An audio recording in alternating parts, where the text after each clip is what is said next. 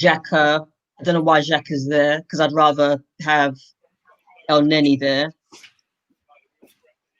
Saka, Smith Rowe, Aubameyang, Lacazette. I think Martinelli should start. I don't know how fit he is. Yeah. But I just want to threat on the left flank. I don't see the threat on the left flank. But mind you, Tierney's playing, so I think that's why I think that's why Orbs wasn't so great last game, because he didn't have Tierney behind me. What Tierney does is overlap and he cuts in. And without Tierney, he was left to provide on the flank, and it just was woeful. It was just really, really bad. So hopefully we'll see more of Tierney. Nabil, we want no excuse for Abba's performance. Tierney or no Tierney, he's not having the best season. He has to do better. Yeah. And that's the thing. His goals have always bailed him out. But to be fair, I think it's time to go live. It's 1 minute past. Okay. Yeah. I'm actually live. Actually, we're live now. Yeah. Hi guys, how you doing? Welcome to 101. And our beloved Apollo is still ill. So we have the lovely 4 people here. So would you all like to introduce yourselves? Start with Nabil. Hello, Nabil, 101 antagonist. I'm sure you've had an argument with me before. I'm the Ebster. You know me already. I'm just watching a game right now on Sky, and we are 1 minute and 39 seconds in, and it's 0-0. And it's looking good. It's looking good. A nice ball coming in. Ooh, nice ball coming in. We're waiting for Tony. I'm just hoping that you're all on the same time length as me. No, I think Nabil is behind a little bit. Oh, I'm on 57, 58, 59. Yeah, Nabil is behind about almost 50 seconds behind me. Where are you? I'm 157. And you're in the States. Yeah, but I think you're streaming, right?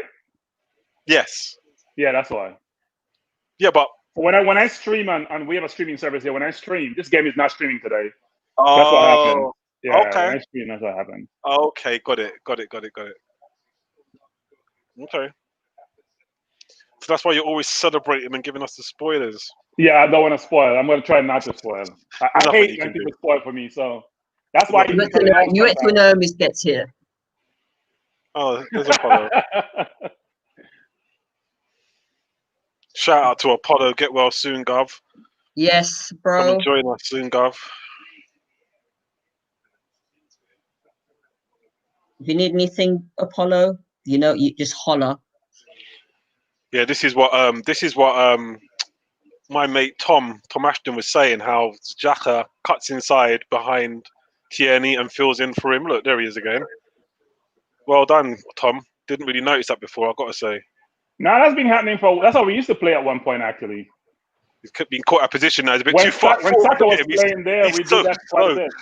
But he's slow, though, isn't he? I mean, I could beat Xhaka in a race, couldn't I? Come on. He's just so slow. My 75-year-old mother could beat him in a race.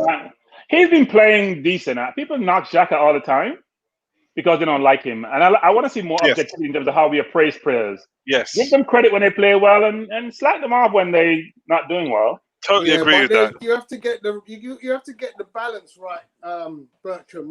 When you've had so much bad, it's very difficult to just suddenly, give praise if you don't have a balance.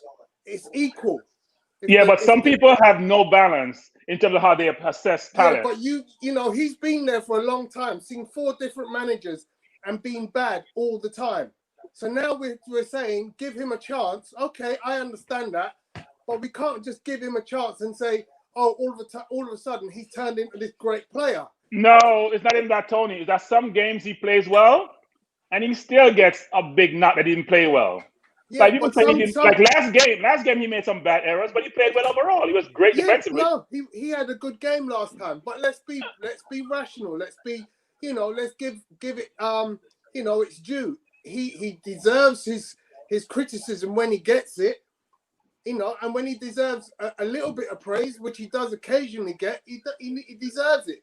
Look, we all know a player who on his day can play like a world beater, 90% of the time plays like a load of crap. Mustafi. Right. Yeah?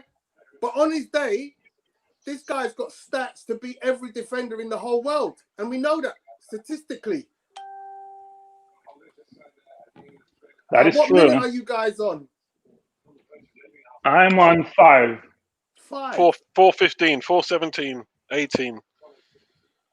Okay. Where are you, Tony? I'm way behind.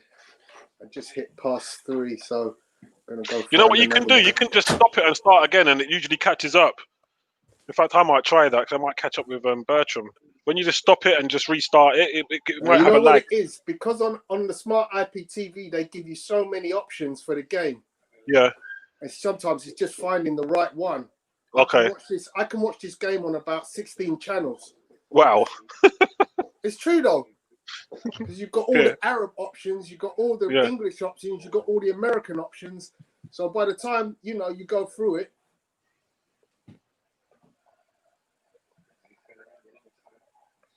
Party looks good though, doesn't he?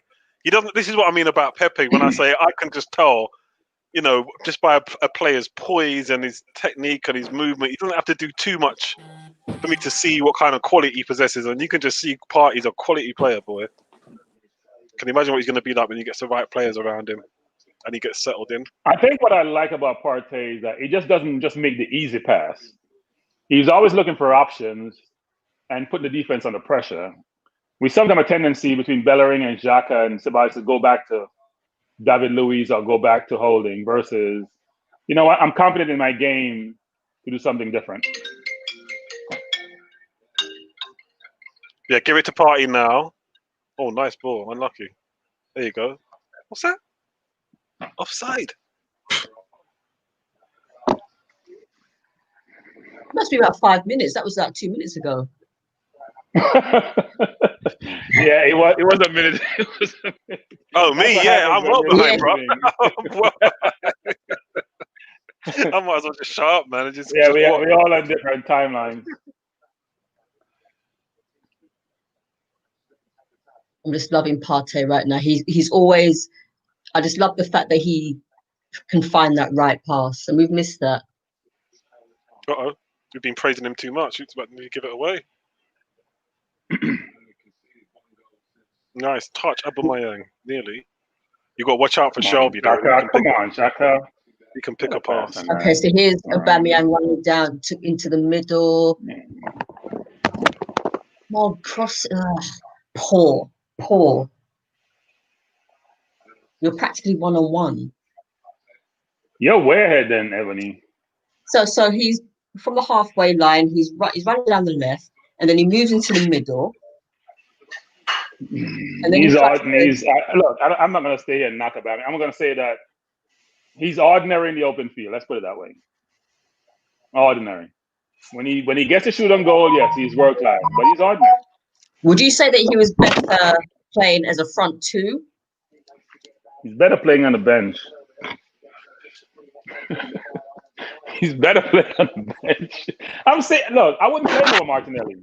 At this point, I wouldn't have played. What does he have to do to get benched? Who? Abba. Which Abba? Aubameyang. What do you mean? Oh, what do you need to do to get benched? Yeah. Manager. There you go. What do you have to do to get run at him. Good play. Ooh, what's he dealing with? Oh my God! Oh, you had already seen that, yeah? So I get it. What? You had already seen that. That's why you were saying, what does he need to do to get benched? He went for the ball. He got the ball. No, the man was in the way. What's wrong with you? So does he? If he goes to the season like this, what part of the season do you say, you know what, you need to sit on the bench for a while? Because I'll be honest with you, B. I'll tell you what I honestly think. I think that Arteta is he just can't play Martinelli right now for risk of giving him a serious injury. He's come on a couple of times and just dropped out. Just like Mari, he's just popped in, popped out. Every time he seems to get on the pitch, he gets injured. So I think he's probably just saying, you know what, just leave him. Just make sure when he does touch the pitch, he's fully fit. But if Martinelli's fully fit, he has to be fully fit, or else he couldn't be on the bench. Yeah. Huh? I don't know. He has to be. I don't know. I think think he's fit. I think I think he's fit enough to play. He's fit enough to start, but they don't want to risk him because every time he goes on, he just comes off injured. Done his ankle the other day. That was a real shock. They thought he was going to be out for a while. Your matching trousers. That's what I think. That's what I think. I mean, that's my only logic, because if it was me and Martinelli was raring to go, Aubameyang would be on the bench. Is Bellerin injured? Did he get injured in warm-up? I don't know. He's probably on his way to Barcelona. No, he's not. He's not going to Barca. Barca has no money to buy anyone. So where do you think he's going then? PSG? They got money. No, I don't think he's going anywhere, actually. Everybody seems to be looking for an Arsenal player in the bargain sales. They know we need money. Look at this guy. What's he dealing with, man? I told everyone, when I tell people that Olbs can't play on the left, they don't know what I'm saying. But look where he's playing. He's playing like left midfield, attack midfield. He ain't got Aubameyang. He ain't got the. He can't play on that. He can't play there. He needs to be playing right up front. Yeah, but up front he can't hold the ball up. Yeah, he can't be the man to save his life. So you can't hide him. Nah, he's. He can't hold the ball. He's got to hold up. He's not a good passer. He's not a hold up player. So I think he plays in the middle in a free, in a forward free. They don't play back to goal so much. They play facing goal, running onto stuff, getting in behind. That's his thing. But we tried him twice there, and he didn't look good either. He didn't look good there either. I don't know what you're doing. What minute are you on? I am on 11. 11. What you want, Tony? Way behind.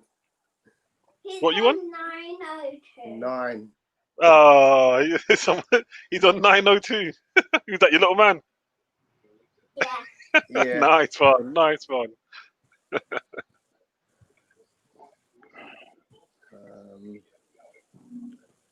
Need to get to 12.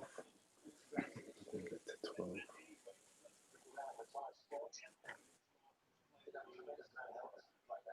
Aren't you surprised Gabriel is on the bench? Yeah. He was on the bench for the last game also. Holding's been I'm performing. surprised because I think he's a better defender than Luis. He's less less error prone. However, I do understand that Luis gives you much more offensive capabilities. That's right.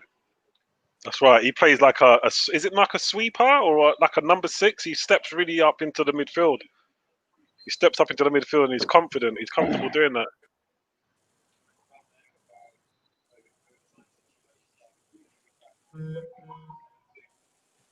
Is that Apollo giving his comment there, Bertram? Can you see that?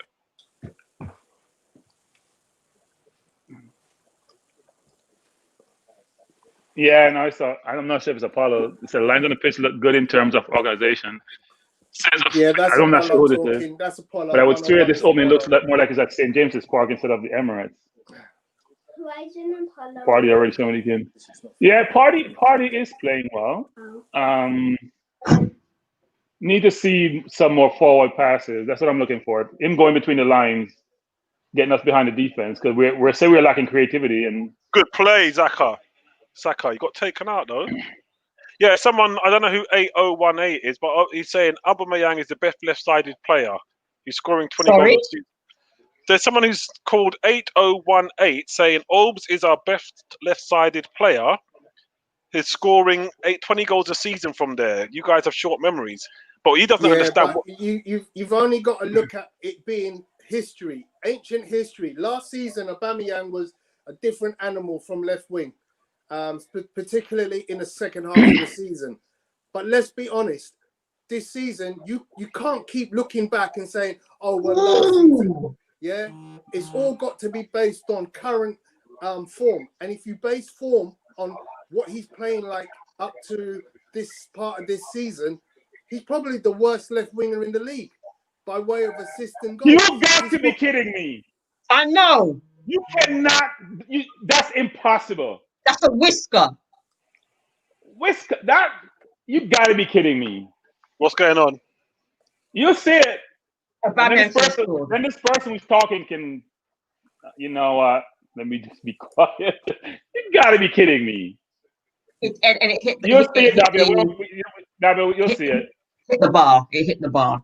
You know what? It was quick. It was quick. But still. Wow, you But it guys was are an way open goal ahead. practically. No, I need No, to speed no, up, no, man. no, no, no, no, no, no, no. That. Oh, Ebony, I saw it again. 2 replays. There is no way Nabil's grandmother would not put that away. Oh my God, I see you now. I see you. No way Nabil's grandmother would not put I that tell you away. what, right? You know what? When you're just having bad luck, you're just having bad luck, man. You can't buy a goal. Like, that was But gaping. Nabil, you Like, don't have to kick it hard, Nabil. You just have to tap. You don't have to kick it hard, Nabil. You just tap it. it's harder to miss. It's Exactly. harder. How It's does he literally miss? harder to miss. It's harder to miss. Yes. Getting Well, I there. don't say anything because I know that two of you are way behind. Okay, but listen, this is what I want to say, Tony. With regards to what the 8018 was saying, my point is this, right? This is my point. It's not about goals for me. Yeah, when you're playing in the position he plays, you've got to contribute to the build-up play. When we're in possession, you've got to be an outlet. You've got to be able to get down the flank. You've got to be able to ping it backwards and forwards and keep the play, keep it going. Believe you me when I tell you this, David Luiz would be better in his in Aubameyang's position than he is, because he's got no technique, he's got no passing, he can't dribble, he can't hold the ball up. Don't get me wrong, I'm a massive fan of him, massive fan. And when he's scoring, I don't care where you play him. But when you're not scoring and you're on that left wing where he plays, or when you're in left attack midfield, you're a passenger. You're a passenger. This is what I was saying when I first started. I'm glad to see Tierney, because if you look where, well, obviously you can't see what I'm seeing, but if you look where Tierney is now, that's who I want in that position. The more you progress down the field, I want to see Tierney there. When Aubameyang is there, you can't even give him. You can't even give him the ball. You can't even pass to him. He'll give it away. Yeah. If you have to make so much allowances for a player, it's difficult. Yeah, but you know what it is? It's like when you had Ozil, and defensively you're only going to play with 10 men in a league that's very competitive. And when you play against a better team, that's why he always disappears. It's very hard if you're not playing two ways. Let me tell you something real quick. Everything you said is right. Yeah. From where I'm sitting, it's funny because it's a kind of like a problem we've created. It's a beautiful problem we've created, because from my memory, Thierry Henry is the one who started this trend of taking left wingers and turning them into strikers. He would play in a left forward position with Dennis Bergkamp playing like your number 10, the other, main centre forward. Okay, but this is the thing. Thierry Henry was a left winger. He could smash it on the wing. He could smash it anywhere in front of goal from that angle. Not everyone can do that. So now everybody's like converting wingers into strikers or bringing strikers out on the left wing. Not everyone can play there. Not everyone has the ability to play there. Olb's best position is as a number 9 in a forward 3. So he's not playing back to goal. He's playing forward. He's playing facing goal, running in behind. Get him running onto stuff. That's how he would like to do it. And you play him like that, and I'm telling you, you've got one of the best players in the world. That's why we bought him. No, you're wrong, Nabil. Because I'll tell you why. Because Thierry Henry could play anywhere across the front three, anywhere, centre, left, or right. Yeah, Aubameyang cannot play anywhere across the front, and he's actually less effective at that 9 position that you said than, for instance, Lacazette, who we took the mickey out of last season. This season, Lacazette is a better 9 than Aubameyang. You know, number 9s act differently according to the formation. So if you're playing a 4-2-3-1 like we're playing, you play with your back to goal, you're a target man. If you play 4-3-3 and you're a number 9, you play facing goal and you're trying to run in behind. So that's where Aubameyang plays better, but we're not playing that way. That's why Lacazette plays this way, because he's better with his back to goal as a target man. Abba should be playing in one position. That's all I'm saying. One position, right beside Gabriel. What have you got there? You say you want Olbs down the middle? No, right beside Gabriel. Gabriel, who? No, our defender. Where is he now? What are you talking about? You want Aubameyang playing in defence? No, I want to sit right beside Gabriel is sitting, right where Gabriel is Oh, sitting on the right bench. now. On the bench. Yes, so he should be sitting. He Oh, has nice, done nothing. Look. There is Nice. no other player on the team. Think about it. That would be in his form and still be playing. Like I said, don't score 2 games and he's on the bench. Now he has a lot of credit in the bank, but those credits are getting exhausted. Now, like I said, I believe that Arteta wants to pick Martinelli, but he doesn't want to risk him.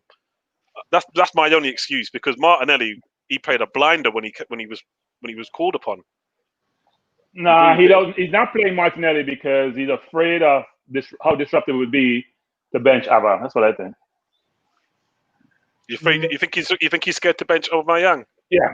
No, I don't know. There's no other reason. Now He missed a bench sitter, boy. it took a while to bench William. He William missed should have been benched earlier. He missed a damn sitter, man. He missed an open goal, yo. But it took a deflection. Practically. In his defence, it took a wicked deflection. Yeah, the post. Do you know, I would actually say it's very interesting that they've let Aubameyang and Saka swap flanks for a short period, because I think that's been wanted for a long time. I think I mentioned it the last time we did a game that, they almost seem to be religious in the way they stay to each other's flanks. True. Whereas I think if you swap flanks, you give defenders a much harder job, because you don't know what you're going to get. Obviously, Aubameyang's speed is an issue for the guy down the flank that he's playing at any given time, whereas Saka's trickery and delivery will give you nightmares.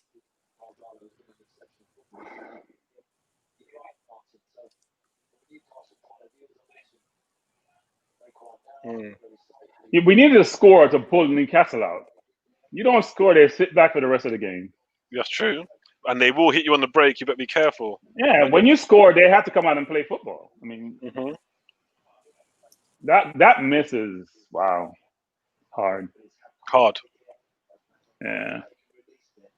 That's a lovely ball by Partey. I love the way he does that. I used to see him do that for Atletico Madrid, game after game. Yep. Yeah. Can't shoot, though. I'm going to try and click to get it up to speed. Give me a second, yeah? How do I? Oh, just a minute, guys.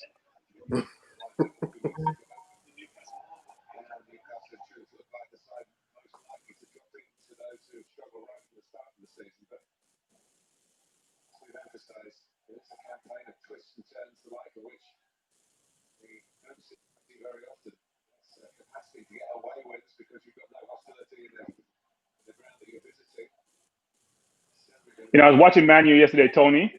Yeah. And I think Fernand's going to be the next Ozil. That's my prediction. I watch the game, not just the ball, and he does no defensive work, zero. So you can get away with that when you play the teams that are not as good. But when you play the better teams, it shows you up. What minute are you guys on? To do that. Newcastle. I'm on 23 minutes. Oh, I'm not far. 22:50 now.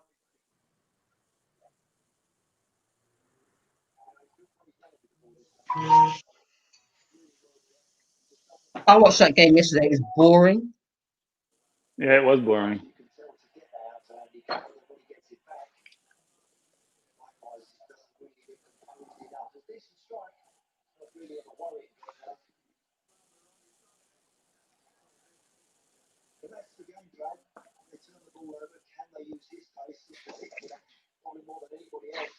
How are things in New York, Bertram? Things are good. Today's a holiday. That's why I can come on this feed. Martin Luther King Day. So, yeah. And it's not that cold either, so that makes it even better. But we're still in COVID period. Yeah. That's a handball, isn't it? We're still in COVID period, yeah. That should have been. I was talking to Apollo in the middle of the night, and he was saying how he was talking to you about the playoffs. Yeah. I'm surprised Baltimore did so poorly, frankly. Yeah. Well, that was the only result I got wrong. I picked all the other results. Oh, great. New Orleans should have won What that time game. are you- If they didn't, Wasn't it? What time are you guys on? it was, but 25. it hit his thigh. He had no idea about it. Okay. 25. How'd you get? Ugh. I'm on 24-25 as well. 24. How He's come I've gone catching up on me. behind I'm you? at 24. How come I've gone behind you? That don't even make sense. Oh, they must have changed feed. Yeah, I did. Yeah. I saw you that you were searching. Actually, I saw that you were Yeah. searching. You found something quicker. Nabil, you're on Smart IPTV, right? Yeah. What are you watching? I'm watching I'm on Sky. Smart IPTV as well. Yeah, gonna but I'm tell you watching. what channel I'm on. I'm I'm on on Sky- channel 298.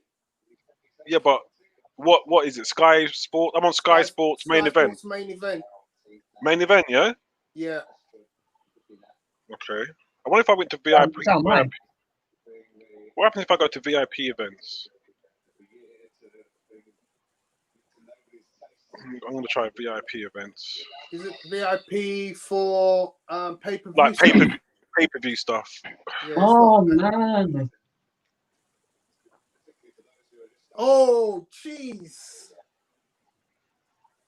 Who is that? Rob Holding with the header. Smith Rowe running. He's Oh, coming okay. in. Aubameyang. Smith Well, Rowe just looks like a high. footballer, doesn't he? Smith Rowe just glides across the park. He just looks like a footballer. Yeah, with his socks rolled down. Yeah, he just glides and always seems to be making the right decision. I see Gabriel is sporting a Tyreek Hill copper top. 26 minutes. Apollo's on 26 minutes. I'm on I'm on 26:40, 26:50. Yeah, I'm just gonna go to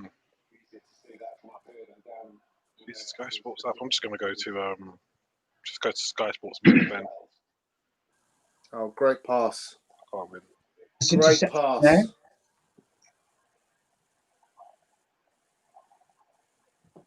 Oh, good football by Arsenal. The pass out to Emil Smith Rowe, pulls it back to Aubameyang, and Aubameyang has a left foot shot. Okay, It's, I'm on 26:25. But the football was great. Have I caught up? No, 26:32? Yeah, no, yeah. you haven't caught up yet. You're a minute behind me. A minute? That's just too much. Yeah, but you're with me in the bill. Yeah? You're Yeah, ahead so- of me now. Mad, isn't it? Oh, come on, Smith Rowe. What was that?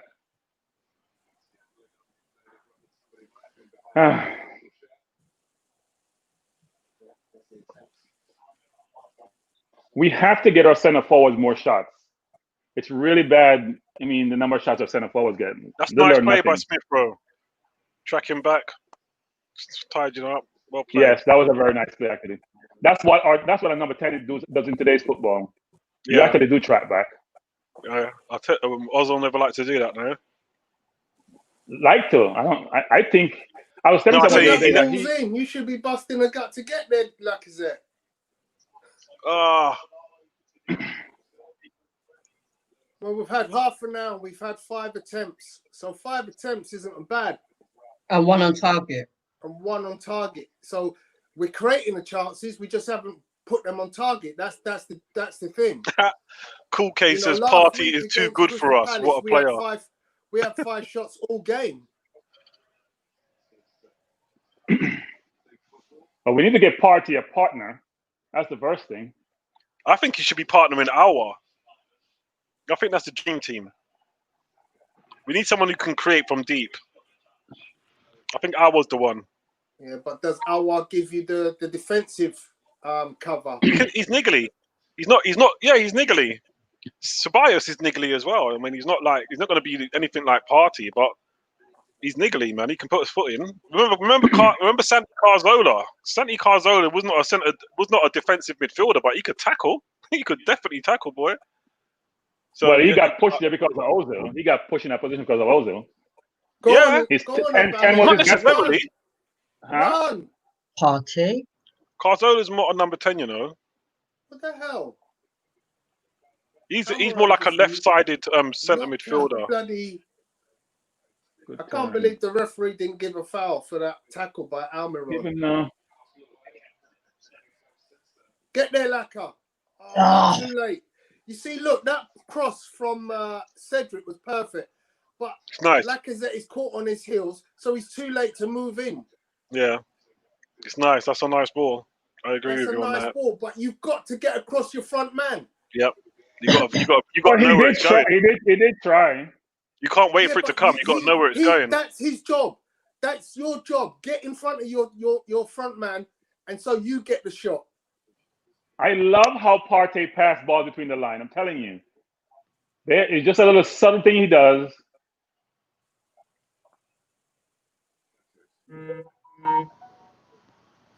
Here's Partey again. Passes it to Tierney. Tierney to Aubameyang. To Lacazette. Lacazette can't spin round, so he passes it back. I think Cedric Cedric is can way ahead. cross though. Cedric can ahead. cross though. No. I think Cedric can cross though. Yeah, he can cross. Yes, I would agree. I'm on 31 minutes, people. Wow. Yeah, you're ahead. I'm on Yeah, 30. look at Party. Party's just nice. He just pings it about gracefully. You know, the way Newcastle are playing, you can understand why Newcastle fans What's a can't ball? bear Steve Bruce. No, I think he picked an attacking side today. They're just not good enough. I don't think it's his team today. I mean, he's playing Joe Linton, he's playing Andy Carroll, he's playing Almiron, he's playing Wilson, he's playing an attacking side today.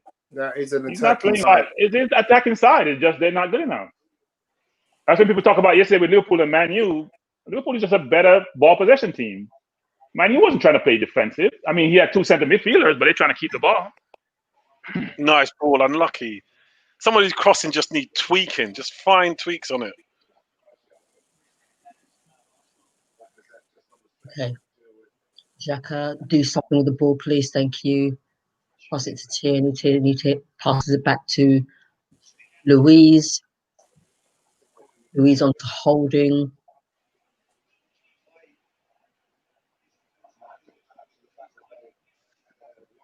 Smith.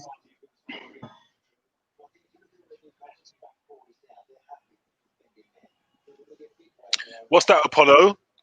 Don't get me started. What's he saying there? Buendia to Arsenal, 40 million transfer fee. Is that going through, or are you just saying what do we need? That's too much money. Too much money in this environment. No, mate, I don't give too much money. 40 million pounds? Are you crazy? I'll tell you what it is. Norwich have named their price, so the rest is up to us. Yeah, I mean, we're not paying that. As Bertram said, we know that's what they want, but I don't think we're paying that. Is he any good? He's nice. He's nice. He's what we need. He's nice. He'd fit in nicely. Well, I didn't see him when they played up last year. I didn't see him being a dominant player. Like you watch certain teams, you watch Eze, for example, at QPR, and now at Palace, so you can see the ability in a player. Similar with Zaha. I've got to be honest with you. I don't normally like to judge players based on videos, but I looked at this guy on videos, and all I wanted to see was his through balls. I just wanted to see if he could thread a pass, take out 2 or 3 players out of the game. And I watched him do it about 10 times. So for me, I'd just buy him. Buy him. I watch Pepe on videos. I'll just buy him on the strength of that. I watch Pepe on videos. I say no.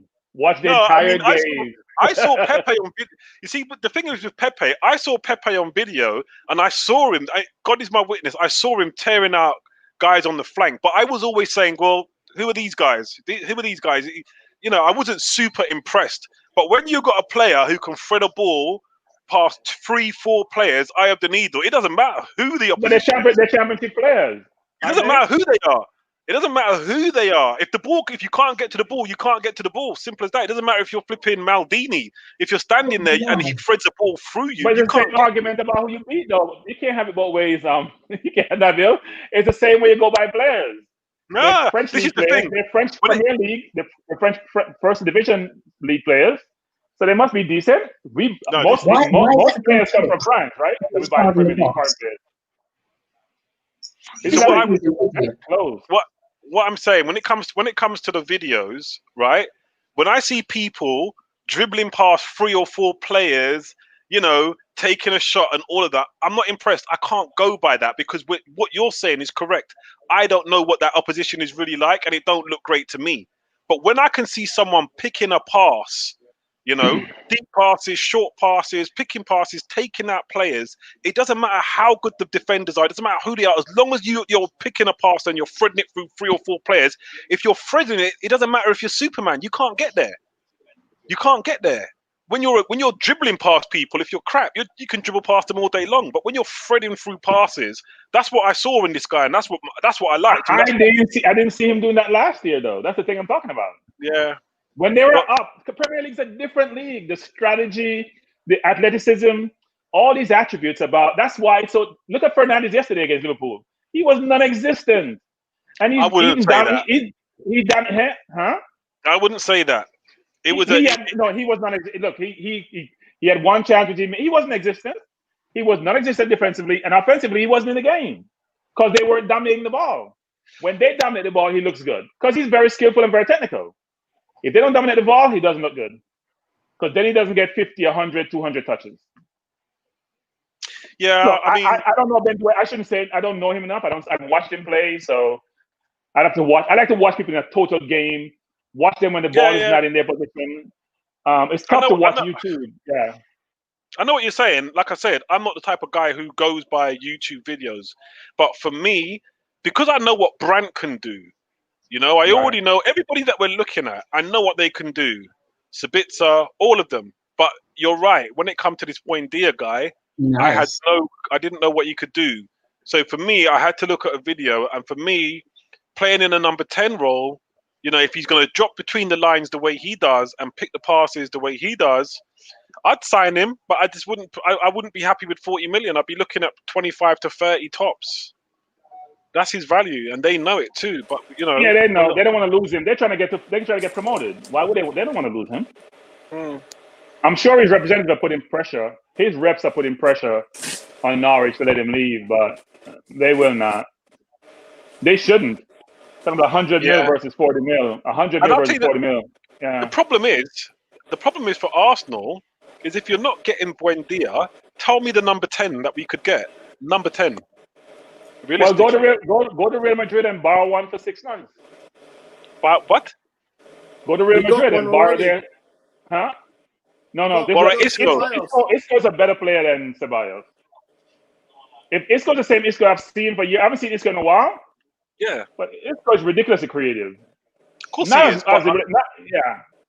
But when players are off form, badly off form, can you trust that? Well, is he off form or is he like Bale where this can't get into the team? You know how that works. Real Madrid is just a very difficult place to get a game. Fair play. It's difficult. Fair play. Yeah. That's a good point. You don't really know if he's off form, if he's just you know, it's true. Made the coach upset. It's like no one can tell me that. No one can tell me Dele Alli can't play football. I'm sorry. Maybe he's off form a little bit, but if you get a chance to redeem yourself, you'll never get there. Yeah, fair point. Well, I tell you what, I like Isco. I like him a lot. Very good quality player. But once again, Nabil, it's a historical like. It's not a current like. We haven't seen him this season to say what is he going to play like. Yeah, but it's like Bertrand was saying, man. Bertrand was saying, like, you know, how do we know he's, you know, if he's not playing, how do we know what he's playing like? Exactly. You can only go by what we. It's a risk. There's no way it's a risk we can. Not worth taking. But okay, so but Tony, you're borrowing him, Tony. If it doesn't work, with setting back. Just like we do all the time, right? The Karlstrom of the world. That's what we do. You borrow him for 6 months. Doesn't work, you send him back. No, but this is what I'm saying, Bertram. Bertram, my question to Tony now. I've asked Bertram this question. He's answered it. I think I respect that answer. I'm going to ask you now. We need a number 10 to dig us out and give us some creativity. Who are you going to go for? Realistically. Give me a couple of minutes. I'll come back to you. You see what I mean? It's not easy. You might come back with Isco. There's not a lot. It's difficult. There's not a lot out there. We ain't got a bucket. We ain't got deep pockets. Yeah, that's always a danger. There's always a danger watching players on YouTube. I know, of course, definitely. I'm the first one to say, don't tell me nothing about no YouTube videos. But sometimes that's what you've got, you know, especially when you want to be current, you know. I don't know. That number 10 is a tricky one. Oh man, there should be somebody on the end of that. The thing about YouTube doesn't show you how bad the player is, but they made bad plays, turn the ball over. All it shows you is what they've done well. All it shows you their strengths. Oh man, someone said Partey's too like good that for was there. Arsenal, and he is, you know. Partey just looks too good for us. But we need him though. We need He him. just makes it look so easy, man. Partey is the building block. He's the building block. Partey, Tierney, I still say Gabriel, Leno. That's 4 very good players. Yeah, but they better start building Saka, soon before their 5. contracts run out. You know? No. They have long-term contracts. All those I've mentioned have long-term contracts. Partey, I think, is 4 years. Leno maybe 3 more left on his. Now they are long-term. Saka just signed a new deal. Tierney was a year ago. Go forward. What's he doing? Oh my god. Oh mate, I'm just catching up with you, man. I'm surprised you're not cussing him, B. No, I'm tired. Oh mate, this was crap. I'm tired. I just say, you know what? It doesn't make sense.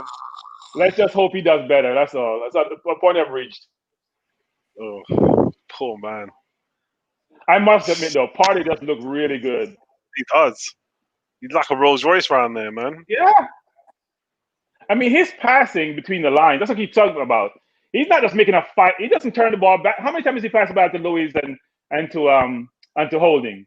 He doesn't go back. He's going forward. Yeah. Come on, Emil, ESR. You've got to be the creative spark, lad. We're going to need you to pick a nice pass because Lacazette ain't getting on to nothing. Yeah. Come on, mate. Got to give these guys something to work with. You're too deep, Emil. What are you doing down there? Yeah, now push up. How can you be behind Partey, bruv? What are you dealing with?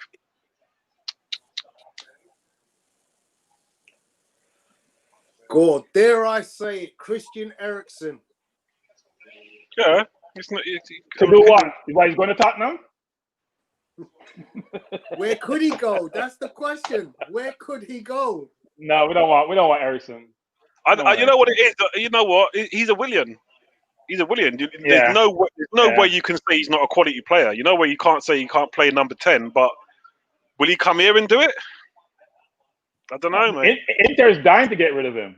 Exactly. Dying, literally. But they're playing him. That's the mad We thing. don't need a He's Tottenham getting reject. Yeah, paid. they're playing him to show him up. To show say he still can play so they can get rid of him.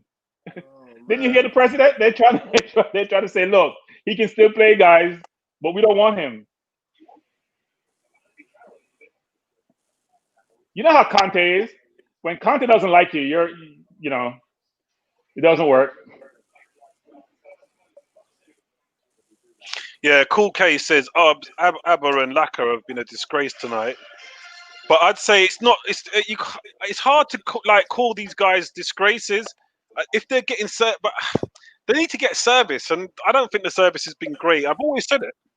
I think Abba's gotten service. I don't think Laka's Nabil, gotten how can service. you not say Alba's got service? He's had 2. Yeah, Abba's gotten sitters. service.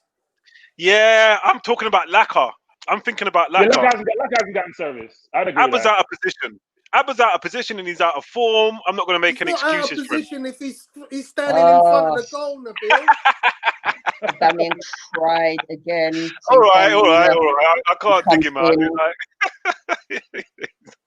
He's not out of position if he's standing in front of the goal. Well done. Can't argue with that, bruv. I can't argue with that. He's just badly off form, to be fair. But Badly. I mean, you got to give something to Abba. I mean, Lacazette, man, come on, The man. problem with being off form is this. Which is what the hell has happened to my thing? Is that we don't have any time to wait for your form. We have a league to compete in. We're trying to get points. Louise. Nice play. Now then, you're on the left side now. What you got? What you got? Nothing. You've seen it already.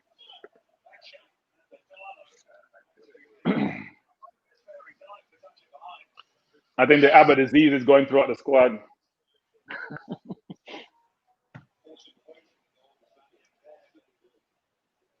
Yeah, someone says Abba's trying too hard to score. He needs to relax. I agree. He needs to that's a- pass it to someone in a better position. Yeah. But I told you where he can relax. That's the best place to relax. No stress. You're not gonna Put your hurt feet yourself. Yeah, just Is- sit there is- beside Gabriel and speak some sported French because they both play in the French league. He'd be okay. But Martinelli's out there running like a madman, running balls down, going by people, putting pressure on the defense. End of the first half, people. End of the first half. All right, It is. I'm gonna take a little break. Be back. Oh dear. See, look, that David Luiz header, that counts as a shot Off I target, though. guess. off target, but it's opportunities. So what do you guys make of the first half? He's in acres of space. Did you see how much space he had to? He could have took the ball on his chest. Yeah. He had that much time and space.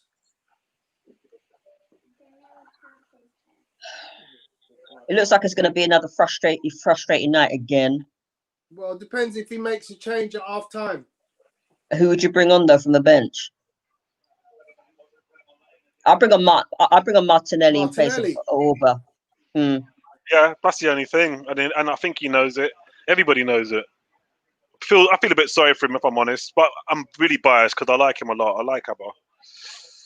But he's not... He's just off form. He's just Badly. off form. Badly. And I've always said it, if you're out on that flank and you're scoring, it's okay. But if you're not scoring, you're You've got passenger. to do some. Yeah, you have to deliver something else apart from just nipping in the box every now and then and scoring a goal. Yeah.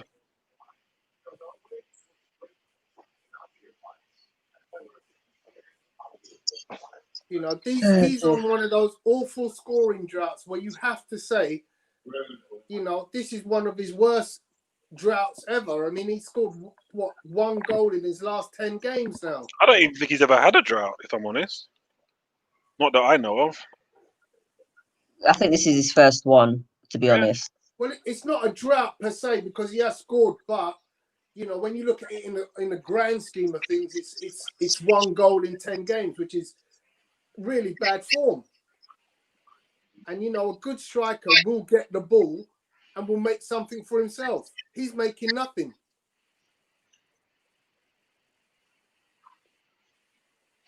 Yeah, I don't know how fit Martinelli is, but if it was me, I'd take him off. I'd take off Aubameyang and put on Martinelli. I reckon Martinelli will get a goal from the flank. He's got a good eye for the goal. And I don't know, Smith Rowe, you need to do a bit more, in my opinion.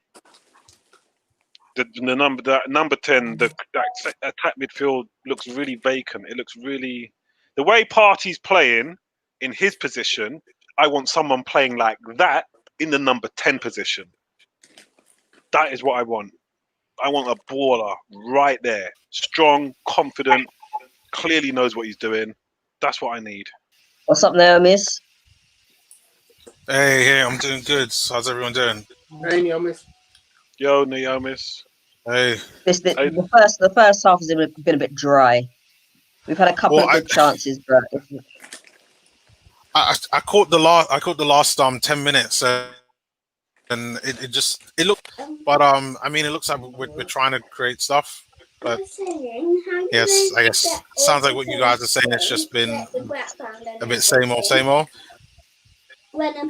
When I put it on the show. So I think the best player in Newcastle has been Partey. So you know, like you can put yourself on. Really? Oh, What about Cedric? Cedric's been pretty good.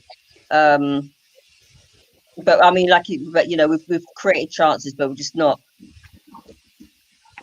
putting them away. But then again, I think Newcastle have defended well in parts. So would you say this is more like the Palace game? Because that's what everybody's saying online. And I see this video from the Sun about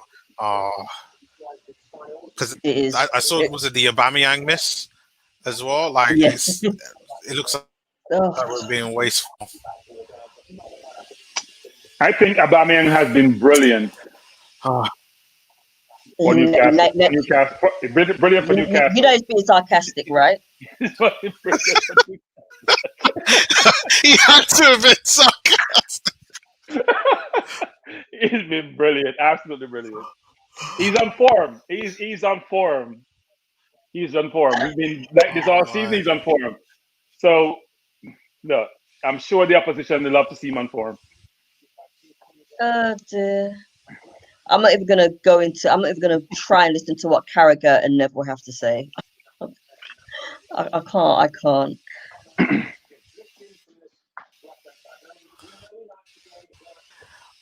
You know what? I think it's time for Mikel Arteta to go back to tried and tested. I know Bertram says that you can't drop the likes of Aubameyang, but yeah, bring on Martinelli. Let's get back to winning ways.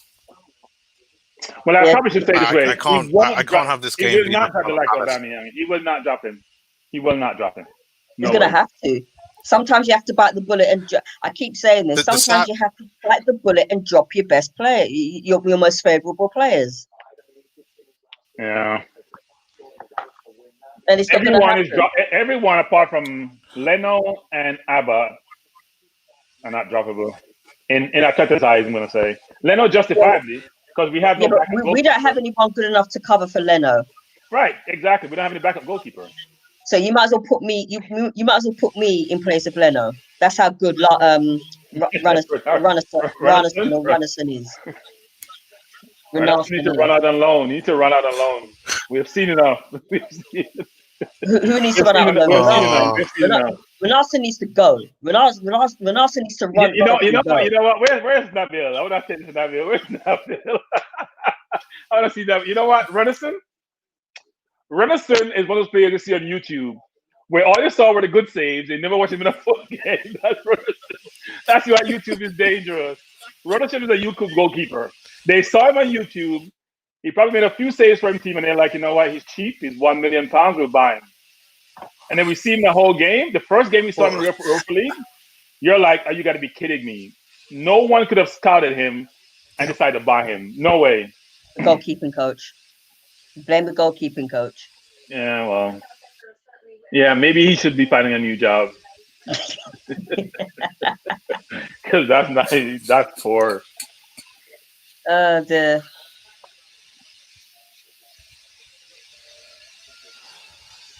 We have West Ham above us with 29 points. Aston Villa has 26 points and 3 games in hand.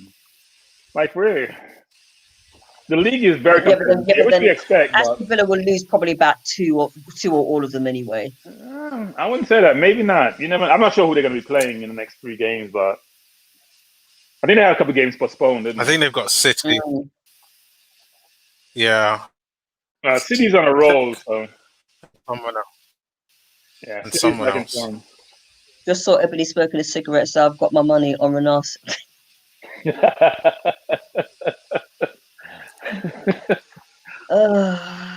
Aubameyang has been absolutely shocking this season. He looks a shell of himself. Very sad to watch. Problems are going to mount on Mikel now to drop him. He's going to have to.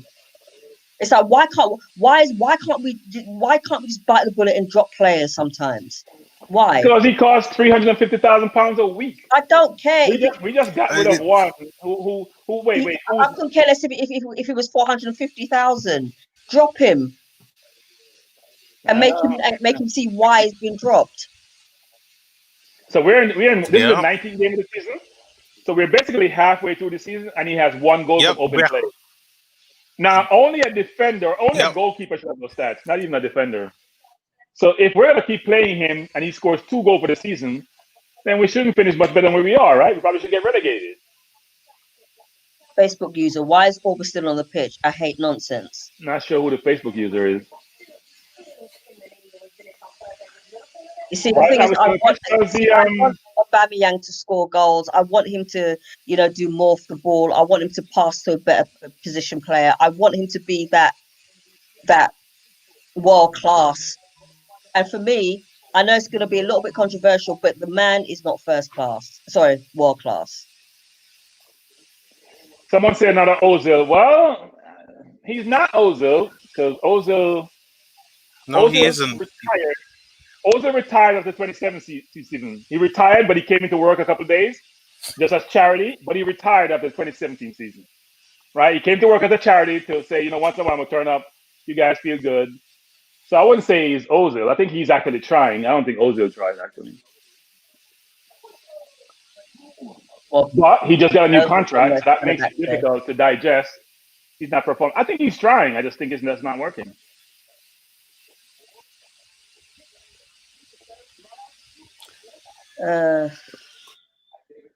Gotta play Martinelli. Expect Martinelli to come on the pitch at some point. But Arteta will most likely leave it to Yeah, as so late who's as he he come on possibly for? can. Is he Hold coming my on for? breath. He's coming for Abba or Smith Rowe? Who's he coming on for? No. It has to be Abba. It cannot be Smith Rowe. Cannot be. You can't take off Smith Rowe. You can't take Smith Rowe off. I'm sorry. That would be sacrilege. You can't. Well, maybe he'll come on for Laka. I don't think he's coming on for Abba. No. I mean, Laka's been all right, but you could tell something else through this Newcastle defense. Like we've got to be on point right now. We are missing something. You can't put Aubameyang elsewhere. That's where most of his goals came from. He played like 5 games in the middle and was even worse. Well, he played through the middle of his career. He played through the middle at Dortmund. He played through the middle where he played before. It's not like he hasn't played through the middle, but they played through his strength. All right, get behind the defense. The problem is that we're not playing that counter-attacking style football, because for me that's the only way that you get the best out of him. And to be honest, Pepe, like there should be a special formation just for Aubameyang. It just shouldn't be this one that we're playing. No, I do agree there should be a special place for Abba. There should be a special place for Abba. At this point in the season, half the way season in, he needs to be signed. Arteta giving instructions. Like Arteta, I think Martinelli should do this. He should be on the sideline beside Arteta giving instructions. He should not be on the field. I'm sorry. William got benched. So Pepe got benched and not playing well. I'm just going to put it this way. I think we're at that point now in these guys' careers where we have to seriously think about, you know, where they're going to be next season. Yeah, because I'm of the belief that right now we shouldn't be playing David Luiz, because I don't think he'll be at the club next season. Mustafi quite clearly won't be at the club next season, so there's no reason why he should ever see a squad again. Callum Chambers, is he ever going to get back in the Arsenal squad? I probably imagine not, so he should be out on loan. But most importantly, Lacazette in the last year of his contract, right now, I'd be saying, let's drop him. And I know he's been playing well, but I actually think the fact that he's now a year out from finishing his contract, I'd be of the approach to say, let's play the guy who is the absolute beast ahead of him. So it's a catch-22. You know what this reminds me of, Bertram? Do you remember yesterday when Patrick Mahomes gets taken off? Yeah? And Chad Henne comes in, and you suddenly realize that's why Andy Reid played Chad Henne for the last game. Even though they lost the game, he got some reps in, he was able to prepare himself, and all of a sudden, when he was needed, he was able to play. And that's what I would do with players like Martinelli, Reece Nelson, etc., etc. If you think they're good enough and ready for next season, I'd start giving them the reps. So here's the problem. See, if I catch-22, right? There's 2 arguments to that. One is if you decide to do that, then the question is, if you want to showcase Lacazette to set him in the summer, then he won't be playing. So teams are going to say, well, he's not playing because he's not good enough, and or he's off form, so that's why you're not playing him, right? Secondly, we still have the Europa League as an option to get into the Champions League. So you have to try to get your best team playing cohesively to be able to compete at Europa League and try to win the league. So there's something to play for with all these players. So I agree with you in terms of Balagans of the world or Martinelli's of the world, that you want them on the field.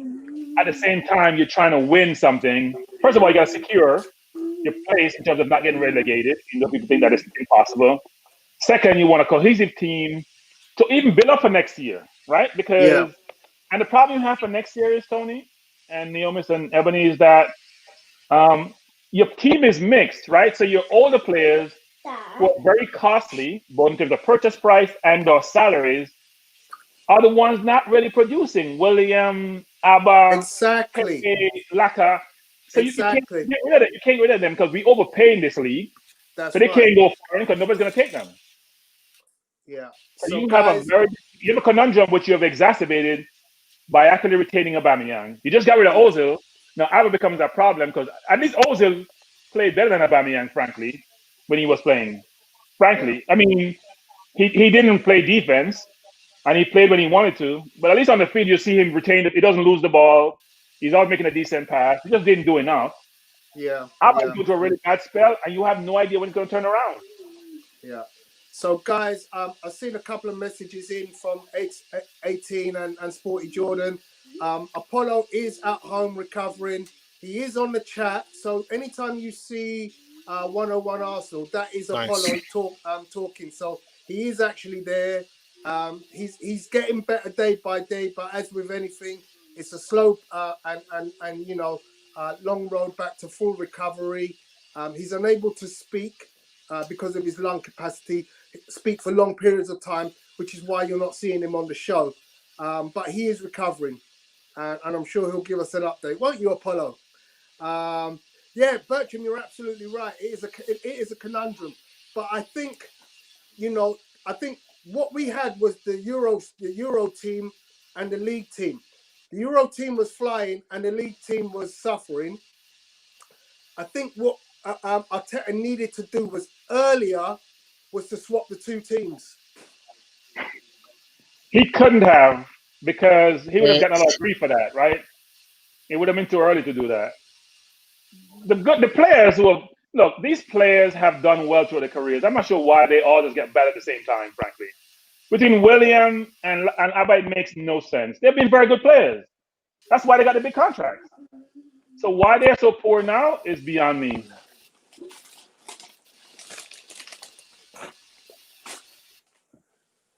So, Cool K, Holden and Cedric, very good half. Best players so far, very interesting.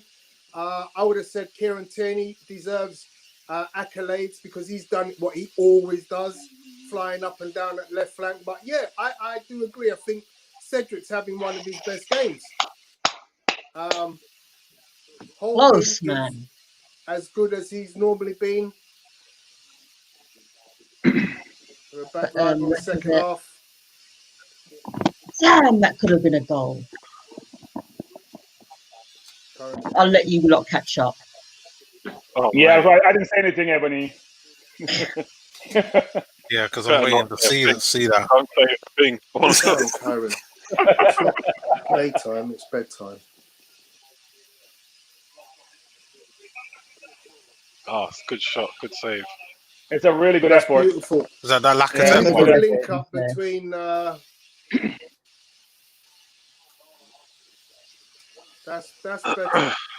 Straight away, within a minute or 2 minutes of the game starting, we've got a shot on target by Lacazette, which involves Thomas Partey and Saka. So, you know, I hope it's not a Leicester or Burnley game. To Kuke's comment about our best players being Holding and Cedric, I would have to say that Thomas Partey deserves as good an accolade as that because he's been phenomenal in the middle. His passing is exquisite. Partey's been the best player. I think for me, Tierney and Partey. Yeah, I agree with Ebony. And this game shows how much we missed him last week. Who's playing well? I think it's more about who's not playing well. I mean, the team is playing okay. As a unit, we're playing okay, but then there's this, I don't know, there's just individual mistakes. All it takes is one goal, really, doesn't it?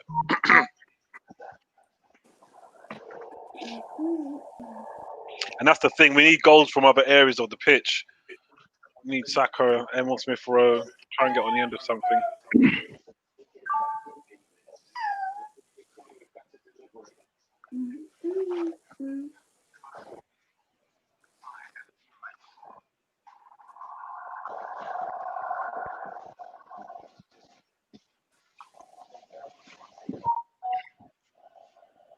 William is warming up. I wonder why. Frosty the Clown needs to stay away. Yeah, Oh God, no, Please, no. Oh, Frosty the Clown needs to stay away. Bertram, Jeez. why, Bertram? Yeah, but Oh would you? yes, Aubameyang. Yes. You scored? No, no. What? Yeah. Yeah, he did. Oh, Good, good, oh, good, is it good, coming good, this good. free kick or corner? I don't mind. I don't mind. It's just relief right now. I don't care. It's not a spoiler for me. It's just relief. I don't mind. I don't mind. hate Thank being you. Thank you. behind. Okay. This I is know. And It's also, bad. no, It's bad. Are you excited? Yeah, Did you go put a for a very run good today? goal. again. Put a very good goal. Where did you go? And you know the funny thing, Ebony? I was gonna say, would you not take I think I'm way Abba behind. off for William? No, Hell no, no. no, no, no, No? no. No, The no, Aubameyang no, just comes across No, into the no, middle Do you want to stay and at home he all day? slots it in the back of the net. You went to the shop of Janelle? With Janelle. Oh, it's a Oh, look great at that pass by pass. Thomas Oh, Partey. Oh, it's Yeah, lovely. very Wow, that was Lovely. actually really good. great goal though. Hey, Oh, it's that's about it's time, just- Aubameyang. You didn't have enough space to kick the ball. You notice that? Yeah, It's a very that, good that was a goal. great The goal. That's pass by Tom. fantastic. Jeez, Excellent goal. wow. Great goal. Thomas Great Partey goal. assist. Aubameyang is the best striker in world football. I told you guys this. Stop it now. You said you wanted him on the bench. I do. I still do. Should we bench him now? So here's my philosophy. Question: Should we bench him now?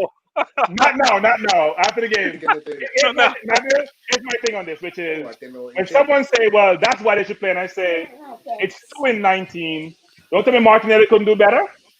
That's my Hey, that's philosophy. Thierry Henry. That's Thierry Henry-esque, Oh, you know, come on, don't give it away now. running off the left like Nabil, don't blaspheme. that. Why'd you kick it off, Aubameyang, after you scored? What's wrong with you, bro? Ebony, you're way ahead. I'm on 51 minutes, Yeah, 51-12. Everybody's a good. Yeah, I'm a minute behind you. Yeah, I'm not a minute. I'm about probably 20 yeah, seconds a good behind minute you. behind me. Yeah. You're a minute ahead, Neo Miss? You're always ahead. Yeah. No, I'm a minute behind. You're a minute behind. So you're streaming then? Yeah, Okay. What a because pass by I'm upstairs in the What a bedroom. pass. Yeah, Party's the best player on the field. Oh, yeah, that was a brilliant pass by him. Wow. Yeah. Yeah, excellent. So nonchalant too in the past, right? Good distance and just Yeah. kick it over. Oh, come on, and then he does that. I know. It's like, what would you kick it off for? Like, oh my god, that was just such a simple pass. My god, you could have done it on your knee. Well, he's got a goal, which is what we need. Like I said, it only takes one. I'd take him off now. You what? No, you wouldn't. I'd take him off now. You'd be mad. That goal. That goal. He's not going to take him off now, not after that goal. That goal means Here we go again. That goal means that 10 more games of Cedric, it's 10 more games of playing. Holding. That's probably the rest of the season. He will not be benched again for the rest of the season. Andrew says Bertram mentioned William warming up, and then Aubameyang suddenly scores. It encouraged him to score. Don't even encourage him to come on. Yeah, I don't know. There must be, look. There's Martinelli there. I think he must. I am not giving up on William. William is a quality player. He has to come good. Paying him too much money for him not to. I'm not giving up on William. I've Your seen him play sarcasm 7 is years. always welcome. Huh? Sarcasm is always Bertram, the definition of insanity, doing the same thing over and over again and expecting No. a different result. I'm not giving up on William. William is a footballer. William is a footballer. I'm sorry. He's a footballer. Not right now. He's been awful. Wait. He's been awful. Right now. He's been awful. Yeah, he's been awful, but I can't give up on him. He's still good a player. What was that holding? You know what I mean? Jeez. For those who are giving Holding such a glowing reference, he just put in a ball that was awful when he had so many options. Well, that's not what he's there for. He's there to defend. Holding is not a passer. Yeah, he's definitely not a passer, that's for sure. He's there to defend, yeah. He's a good defender, though. He's all right. Yeah. No, he's playing well. He's playing well. He's solidified his place. Gabriel can't get back in the team. Gabriel has a lesson. Don't get sick. He's like down on the right. Well, I mean, it's a great position to be in, to have Gabriel and Holding and Mari. Oh, Jacquemin, would you give it away for, man? We look nice with centre backs. I like Louis as well. People don't like him, but I like him. Yeah. Again, he's a player He's whose a decent contract player. finishes at the end of this season. I wouldn't play him again. Who? Louise. Louise. I personally think you've got to play the don't. players who you are going to go with next season and give them the full season to gel, to understand each other, to get their games in gear so that they can. David Luiz does things sometimes. You just wonder what goes to David Luiz's head sometimes. Like he does something you're thinking, why would you do that? Like it doesn't make any sense. Tyron, sit down. No more. And the last game he played against Crystal Palace, he kicked away Zaha's feet. I'm like, Zaha's not going anywhere. His back is to goal. He's facing. Why are you just going to kick him out? It just makes no sense to me. I'm amazed. Wake up. I'm such an intelligent person making those decisions sometimes. You can't give that Carroll that much space. Wake up. I don't care if it went off. Don't.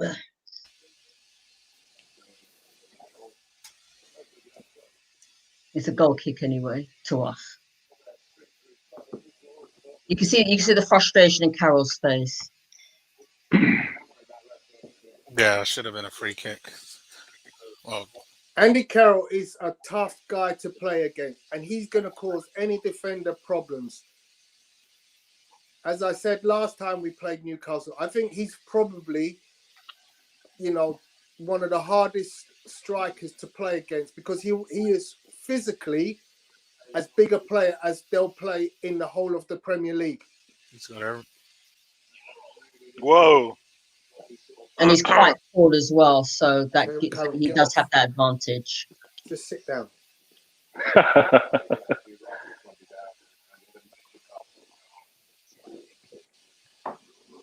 I still think he's overrated.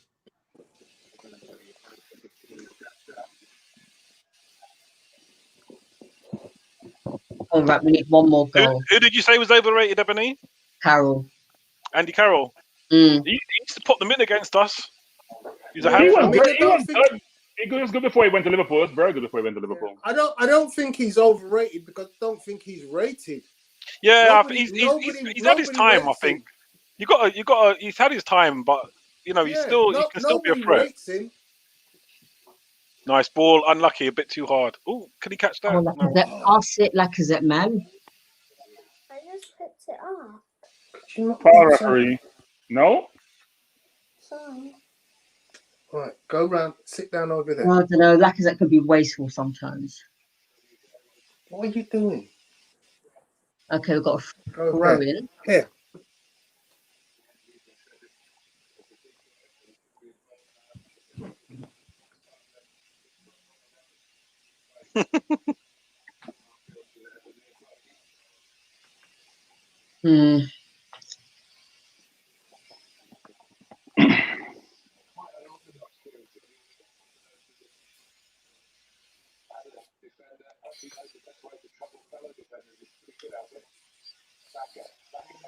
Good play. That was a block.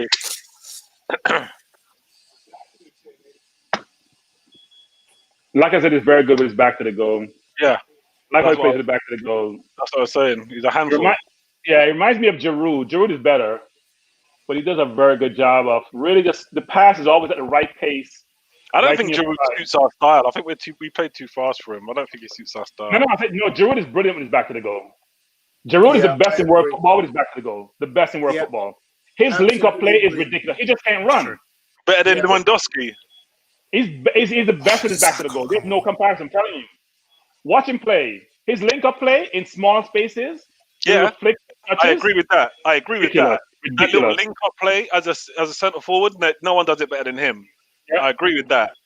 But in totality, with his back to goal, no, he can't run. He can't run. That's his problem. Yeah, he can't run. He can't beat a man. Yeah. You can't compare Lewandowski with Giroud. But That's what I was going to I say. see where you're coming from. He's definitely one of the best players in the world with his back to goal, and that's why France play him. Yeah.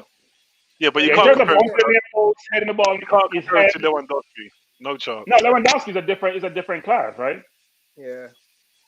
But link-up play, Giroud is ridiculous. Yeah, for real. We- That's for sure.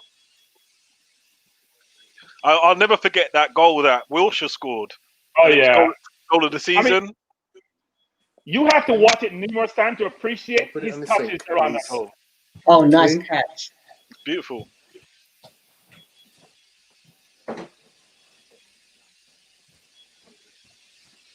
We need another goal.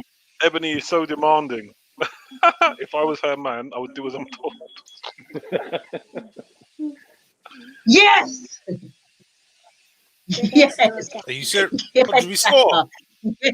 Ebony, you're so far ahead. We Ebony. scored. Why are you so far She's ahead? so far ahead Yes. of us. How are you so far ahead? Kyle, I'm on Sky. She pays her I'm bills. Saka.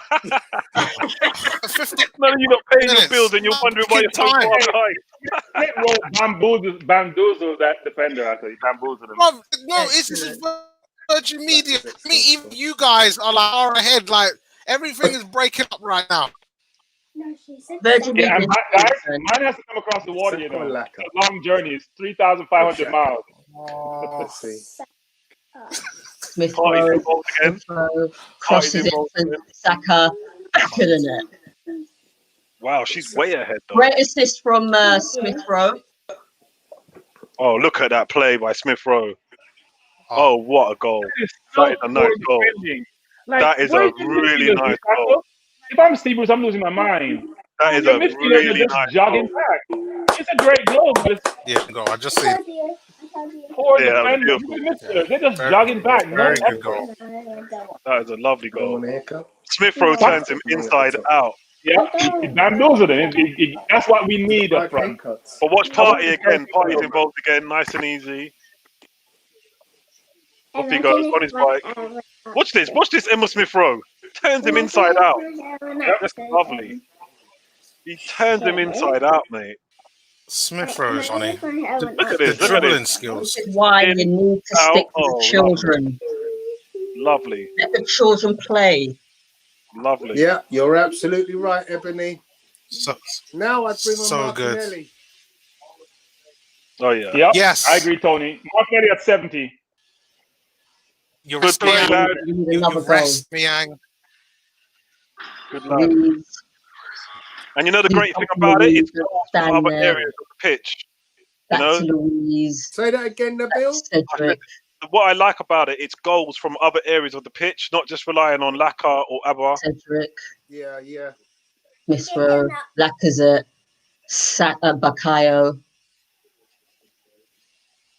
Smith Rowe. Lacazette. Smith Rowe again. Smith Rowe to Xhaka. Xhaka tries to shoot but gets blocked. You're way ahead, Ebony. It's I'm amazing. 62-40 now. She's a minute ahead. Yeah. 1 minute ahead of me. Yeah. Come on, close Yeah, it down, same here. close it down, close it down. I love this guy. I just love Thomas Partey, man. Oh my god. He's Party's quality. He's like a Rolls Royce in the middle of the That's why park. Arteta played him when he was injured, because he knows what the quality he brings. Yeah. Exactly. Big risk. Yeah, Saka he's tidy. scored a nutmeg goal.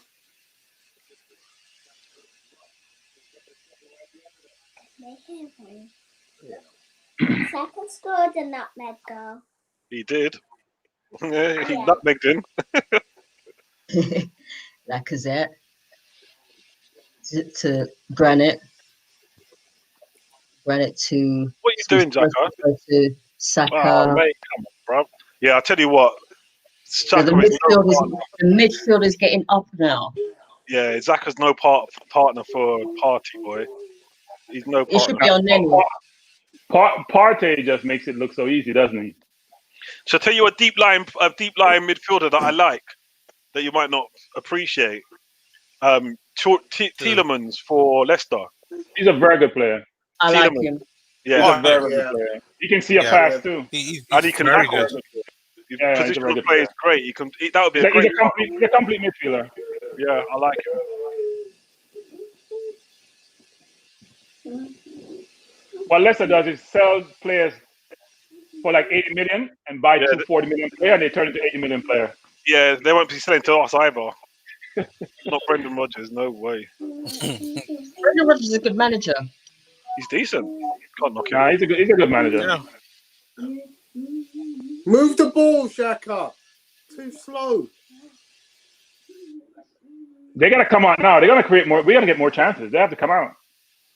Yeah, that's right. Still sitting deep though, aren't they? Well, Steve Bruce will probably stay like this all game. He needs to change something. He's going to bring someone on. He's got to. He has too many plodding players up front. He has no speed up front. Who Joe Linton, Andy Carroll. who has he got? What? I think what? Yeah. He's got Dwight Gale, but I'm not worried about him. I don't know why Gale doesn't get more game time. Gale is a decent player. He used to be. He used to be pretty good. Yeah. Gale. Don't know much about him now.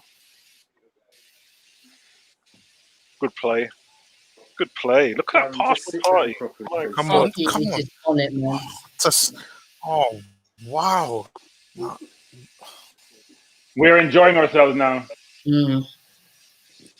If we could get another player in that midfield like Thomas Partey, okay. yeah, I think that's the midfield sorted. That midfield two in particular.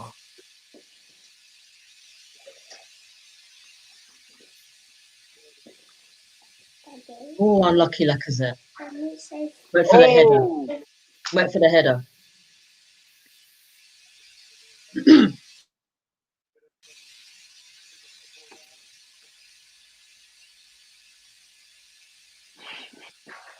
One, two. Go. Oh, go back across the goal, Laka. Go back across the goal. Don't go near post. Don't forget to subscribe time. That's not Partey coming off. Nobody can hear you. Okay. Oh, Nenny's coming on for Partey. Oh, okay. I guess he's kind of sparing him because we're 2-0 up. Wow. He's a very fragile player. It's a We have bit to too early really put him in. Gotta put him in glass. Don't put him in glass. He's the best player for time being. Don't forget to subscribe to Clown's Crazy Adventure channel. Oh, we've created another great opportunity. Wow. Why did you spit? You do that sometimes when you're playing football. Why? Because the water wants to come out of your mouth. Oh.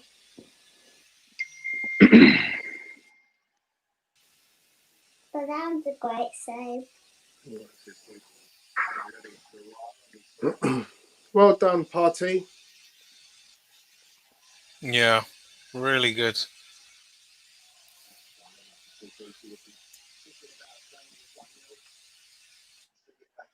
He looks like Bob Marley.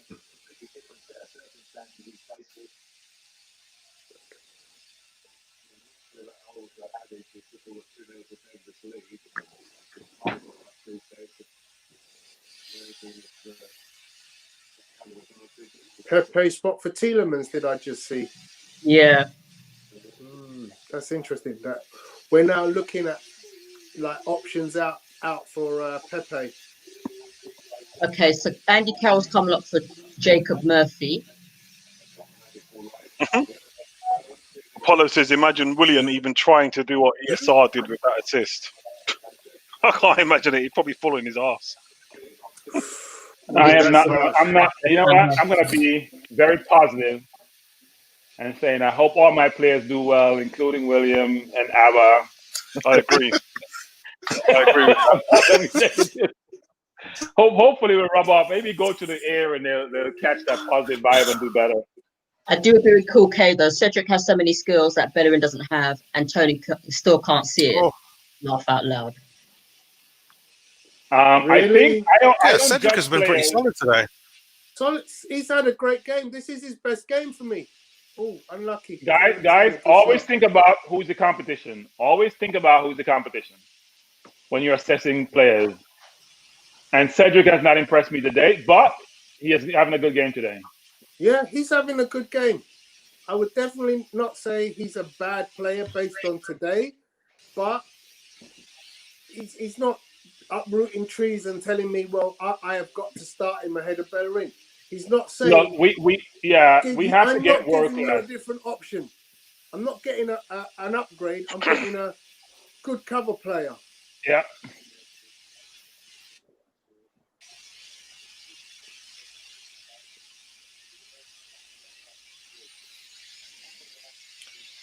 Well, shoot.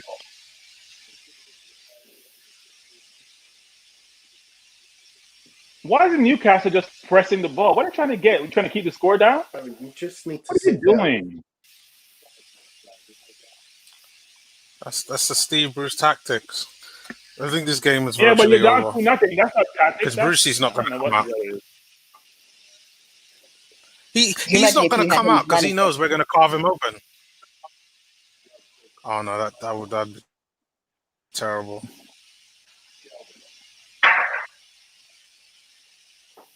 I think Xhaka getting tired. Xhaka getting tired. Offline. Smith Rowe has very good control too. I like his game. He's just very smooth, very fluid.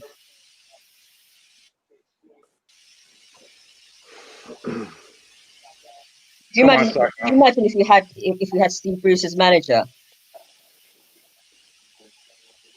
We'd be terrible. That's a no then. Pretty sure we'd be in the relegation zone. What's this done? Why would anyone say that? I mean, a manager as good as their players, you know. You're sometimes only as good as your players are. Steve Bruce. I'm just anyone. Mid-table manager. I could manage Man City. I was gonna set them out to play. They have quality everywhere. You never know. You never know. Set them out to play. I mean, and here's why I'm not giving up on William, guys. Because if you guys remember, John Stones for the last year and a half, maybe in 2 years, has not been performing well for City, right? And right now he's almost indispensable to their team. He cost over 50 million. He has been poor for a while. And this year he's been doing really well. So players can turn around their form. Why did nobody talk Listen, about that? if we have to wait 2 years for him to turn around his form, like that's going to be a waste. Who's that? William. Well, he still have 1 year left on his contract. Yeah. William, yeah. No, I think, you know what, honestly, if I'm honest, I reckon William will come good next season. I think it's because he spent so long at Chelsea and he's coming to an Arsenal team playing a completely different way. I don't know. He doesn't need to. It's like what Bertram was saying. It's just like Bertram was saying. Play a different way. Hold on. The point I'm making is one thing that no one can be in any dispute about is William is a quality player. Go upstairs now. There's just no other way to look at it. William's quality. Why he can't do it right now? I'm just gonna say I don't know. I don't know, but you can't say William's crap. No way. William was a baller, man. You know, that's a Brazilian, bruv. The Brilliant national, like international, should I say? I've seen too much good. No, Brazilians are good. Remember Baptista? He was good. You said that before. I liked when he first came. He scored a cracker. He was brilliant when he first came. But I don't know what happened. He just went downhill and never came back. Nabil, I think you was really young then, and you wasn't really able to make assessment of the quality of that said player. He was never that good. Julio, I think Fabrice is saying Bertram is terrible. Overhyped. It was dreadful. No. Look, guys. Chelsea wanted to sign William. They just didn't want to give him a 3-year contract. They wanted him back. Yeah. And they were buying all these players. He couldn't be that bad if they want him back and had him for 7 years. It's not like us signing Ozil when in his last year he played really well and then he decided to go retire. Lucky. William is not trying to retire. He's just not playing well. Yeah. The thing is, so let me ask, I think we all thought William was going to be like a decent player at least, but he just hasn't showed up and lightened the bill. Like I don't understand why. No, he showed up for the Fulham game, but then he decided to take some time off. And he showed up for the Fulham game. But the he decided to follow Ozil. Ozil been leading people astray. Not that Ozil is going to do better. Ozil has been leading people astray. Because Ozil took off 2.5 years. William was only taking off about 5-6 months.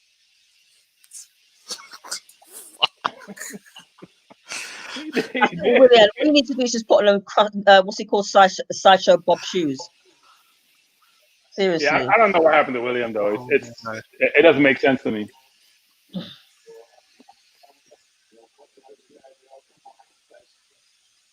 Okay, so Newcastle have a goal kick. And we have 50. Newcastle is chasing shadows for Newcastle. I do feel bad for them, actually. Let them continue to chase shadows.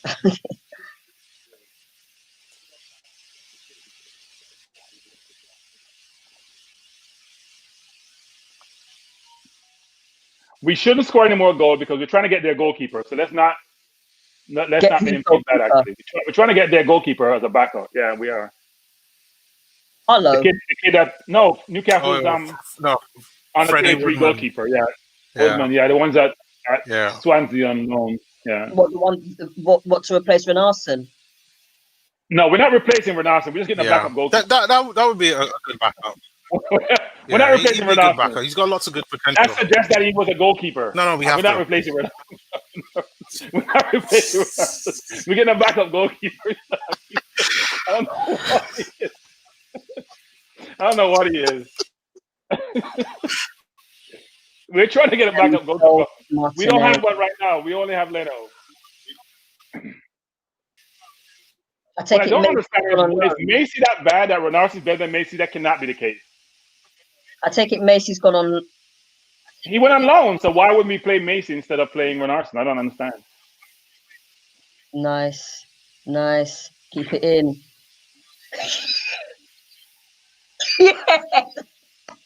Oh, come on, Eben. He can't be that quick. What? Is that another goal? Aubameyang. Hold on, let it. What are you doing? He scored another one. What is it, west side, yeah? Is he back? West side, or is it east side?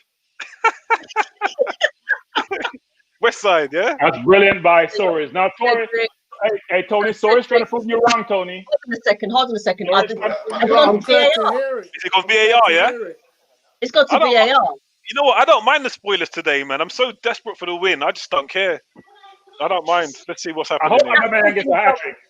What they're trying to say is the ball went out of play when the ball was it's close.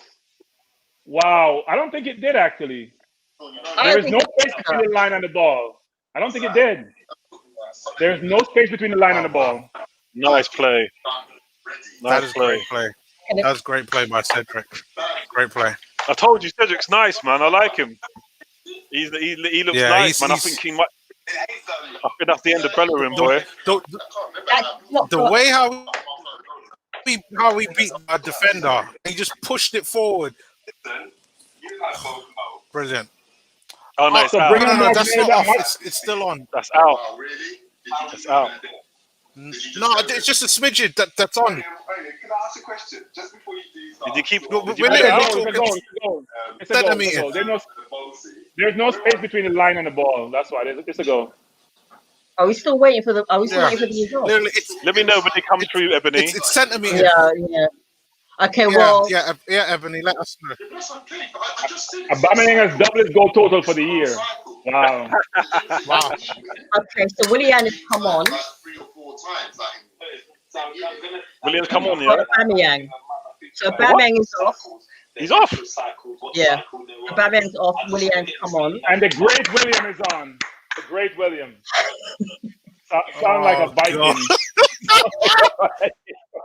like a Viking warrior. Good because he's coming at 78 minutes and it's 3-0 to us. So you know, I'm I want to put on Pepe into the William, though. I want to put on Pepe into the William.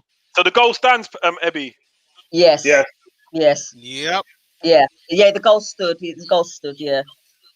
It has to be all over the line, right? Not even a little bit on the line, yeah? It, It has to be 100% over the line, yes. It has to be. There was no space between the line and the ball. So therefore it's not out. Convert Ronison to a midfielder. What's he He on can't about? pass. He can't pass, so he can't be a midfielder. Yeah, Cedric's nice, man. I like him. I'm happy to keep him in the starting lineup, bro. He's tidy, man. I'm not getting excited about Cedric because I got excited about William after the Fulham game, and so I'm gonna wait and see if he gets more time. Yeah. Okay, so Willian has got the ball. He passes it to Elneny. Elneny to Cedric. Cedric to Saka. Back to Cedric. Come on, make another change, Arteta. Give the players a play. Put on Pepe or someone else. You don't need Pepe now. No, you gotta go. You gotta feel like you're part of the team. Put him on. Willian passes it to Tierney.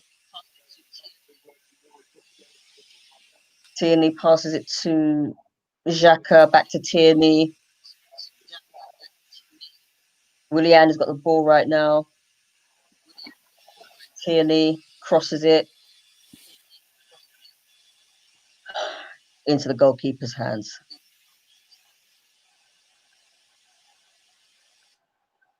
So if you're William or Pepe, you realize that you will not be getting back in this team anytime soon.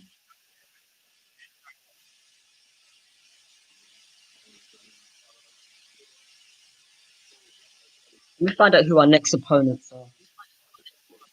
I think our run of easy games just finished. This is the last easy game I think we have.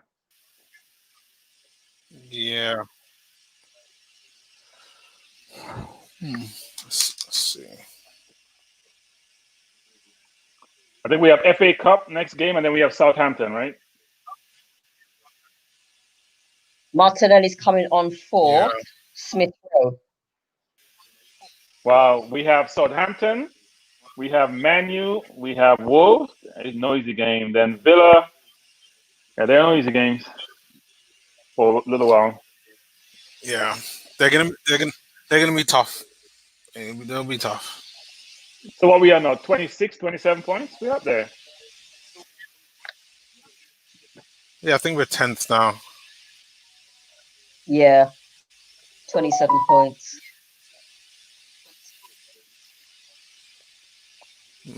We're 2 points behind West. Roughly, we'll probably end up finishing on about. We have a game. We have a game in. They have a game in hand actually.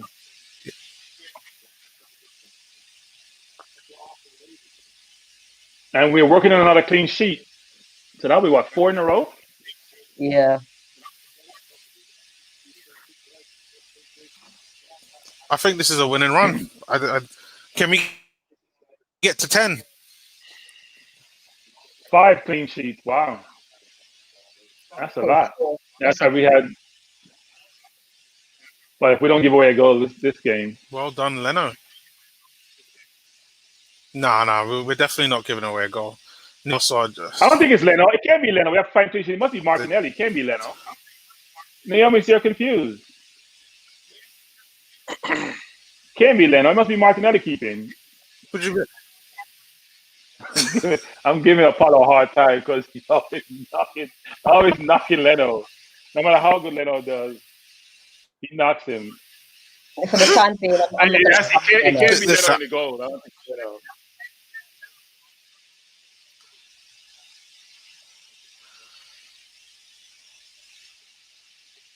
Well, get that. So Tony, you need to share that, Tony. What are you laughing at, Tony? You need to share it.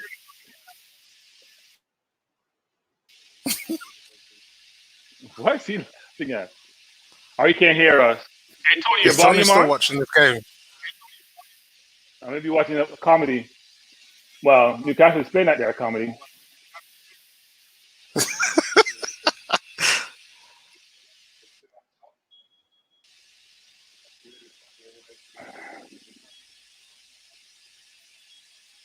Bertram, how do you make a goalie better? Put better defenders in front of him. Leno is a very good goalkeeper. He's been all right. He's better than Martinez. No, he's not. He makes ridiculous saves. Now, he may not be great on crosses, and we haven't got a lot of crosses last game, but he's a great shot stopper. Yeah. Great, not good, great. That's why Arteta wasn't budging. He didn't flinch. Now, Martinez has been one of the best goalkeepers in the Premier League. We will admit that. I mean, I think he's ranked not only just a goalkeeper. I think in terms of player ratings or efficiency, he's up there in the top 5. I think. Nice performance from the Arsenal, though, I must say. Very good Nice. performance. First half was a bit shaky. No, we had a midfield general today who was just pulling the strings, Is that and it shows you when you have a world-class player in your team how like it is. that? No, Partey. So I mean, Apollo's right by that. Like, yeah, but he says to take them off. But who are you going to take? Who are you going to put on? That's You're a gonna- foul, man. Clearly, don't trust Pepe. whoever else is left. And then, I mean, how it's many just subs the have rest, though. You've made 2 subs already, right? It's still 3 subs, right? No, take off the old men. Take off the old men. They've done well today. Take them off. Yeah, I think you have to take off Party to protect him. But I don't know. You've only got 1 sub left. You can't. I suppose you've got to keep it. Keep Partey Smith on. throws off. Yes, It's Smith. Okay. Saka probably deserves a rest. Yeah. So Willian Is he has off? to take a free kick. Who did he? Who's off? Who would the substitute? Oh, Yeah, Partey Willian and Yeah. Smith Roy. it was Smith from Martinelli. Smith Roy. Smith Rowe for who? I think Martinez. it's William for Smith Roy. Martinelli. Is Martinelli on? So Yeah, we Martinelli subs on. Okay, then. so we ain't got no more subs left then. No, we don't have any more subs. So what's Apollo on about?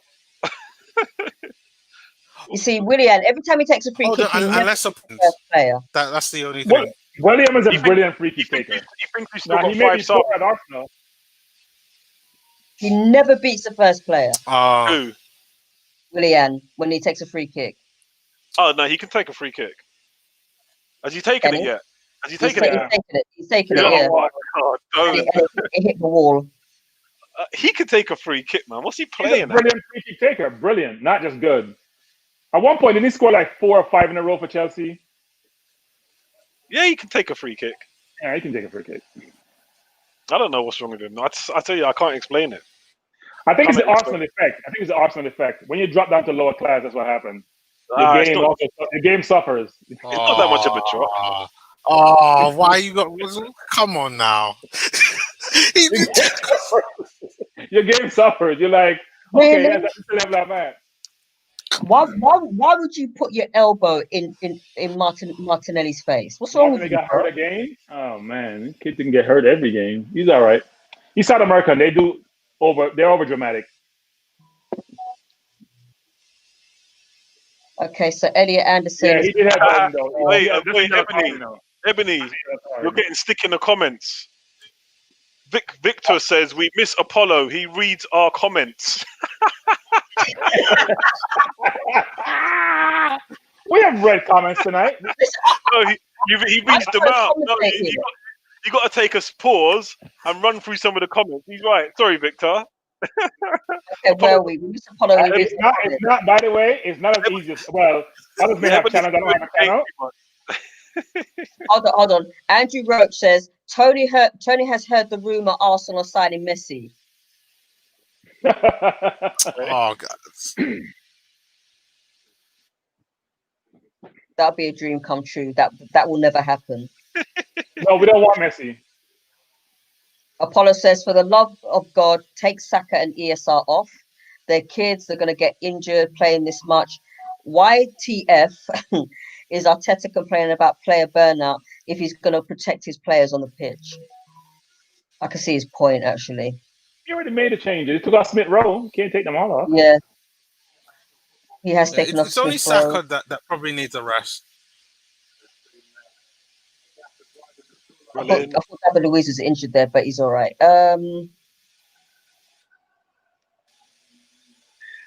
Nice play, William.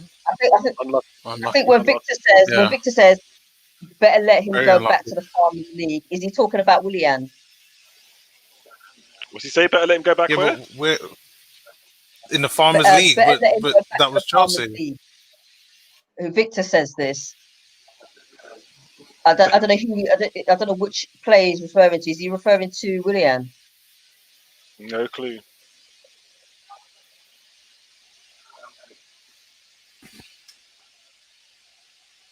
The one thing I want Pepe to realize is that how we don't lose the ball a ton.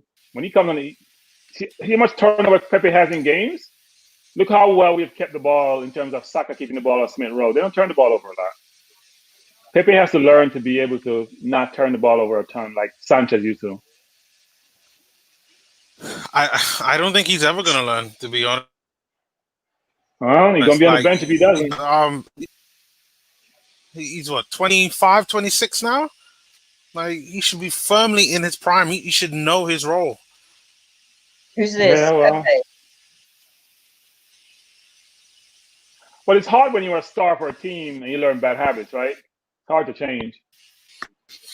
It's true. True.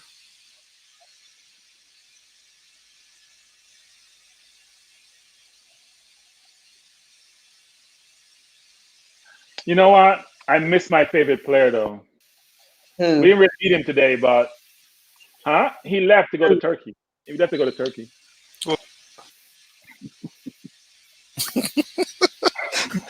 Lazy. I'm not saying a word. Wait. By the way, guys, I saw someone Saying call a him lazy. word. Who called him lazy? I was reading an article and they say someone called him lazy and I was smiling. I forgot who it was actually. One of the pundits. In the meantime, No. It was a pundit. It was, what's his name that comes on your morning program? Very controversial figure. Adam He's a big Arsenal fan. No, he comes He on was- Good he Morning Britain. Yes. Oh, He's, Piers Morgan. Piers Morgan, Oh. yes. He was calling him lazy. Yeah, that's yesterday. it. That's it. And I said, Yeah. Piers has been listening to me. Yeah. He joined 101 late. Piers can't stand him. And most Arsenal fans can't stand Piers. Only Nicolas Anelka, Cesc Fabregas, and Theo Walcott have been involved in more Premier League goals for Arsenal as a teenager than Saka. Yeah, he's in good company there, to be fair. Very good company. Very good company. By the way, I saw Theo playing for Southampton 2 days ago. He's actually been a good link-up player. Who? I was very surprised at his link-up play. Who? Theo Walcott. He was bad at Southampton. Why do you think we signed him? He No, was I dead. mean now. He's playing. I saw him playing 2 days ago. And his Oh, link-up play was against very good. Southampton. I thought I was watching Giroud. He had flicks and one-touches and... I don't agree with that. Sorry, I'm just looking at the screen. Aubameyang has man of the match.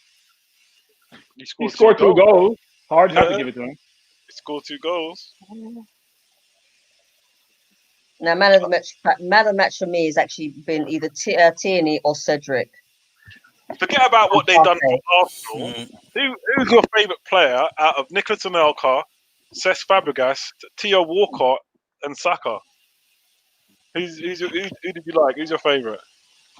Fabregas. Fabregas. Tony, you're on mute. Walcott. Tony, you're on mute. Tony's I'm on a mute. big Yeah? Walcott fan. Yeah. I'm a big, but Fabregas. For me, it was Anelka, bro. Yeah. Anelka was like, oh man, I wish we just kept him. I wish we didn't sell him to Nah. Real Madrid. Anelka was lethal. You know, Anelka was a better He was. striker than Thierry Henry. Well, Did you know that? Yeah. but his Nah, brother he got wasn't involved. good. Yeah. In Wenger's No, opinion. you know what? He could have developed to be a better striker if he stayed with Arsenal. If As you, a- I don't as a- documentary as a on striker, Netflix. As a striker down the middle, Wenger always said that he had more qualities of a striker than Thierry Henry. That pace and that finish, he was deadly, bruv. Thierry Henry obviously came on and done a lot more, but Anelka was, oh man, he messed up, man. He messed up so bad. I think his brother got involved in his transfer dealings and stuff like that. I think that's what screwed him over. And the game's finished now, 3-0. Yeah, his brother messed him up. That's for sure. Yeah. The agents is not a good Solid thing. performance. Well, transfer. You know, people want transfer fee, right? You get paid at first move. But what? Shall I tell you where Anelka went wrong? He's from like the ghetto in France, and he's got his brother managing his affairs for him with a kind of ghetto mind. With the kind of standard and status that he was on, he should have just got into a good, a really good organized agency, rather than just letting your brother do it and making all the big decisions for him. He messed up. He messed up big time. At one time, he was one of the richest Premier League players, though, right? He made a lot of money. Really? He made a lot of Wow. money. Yeah.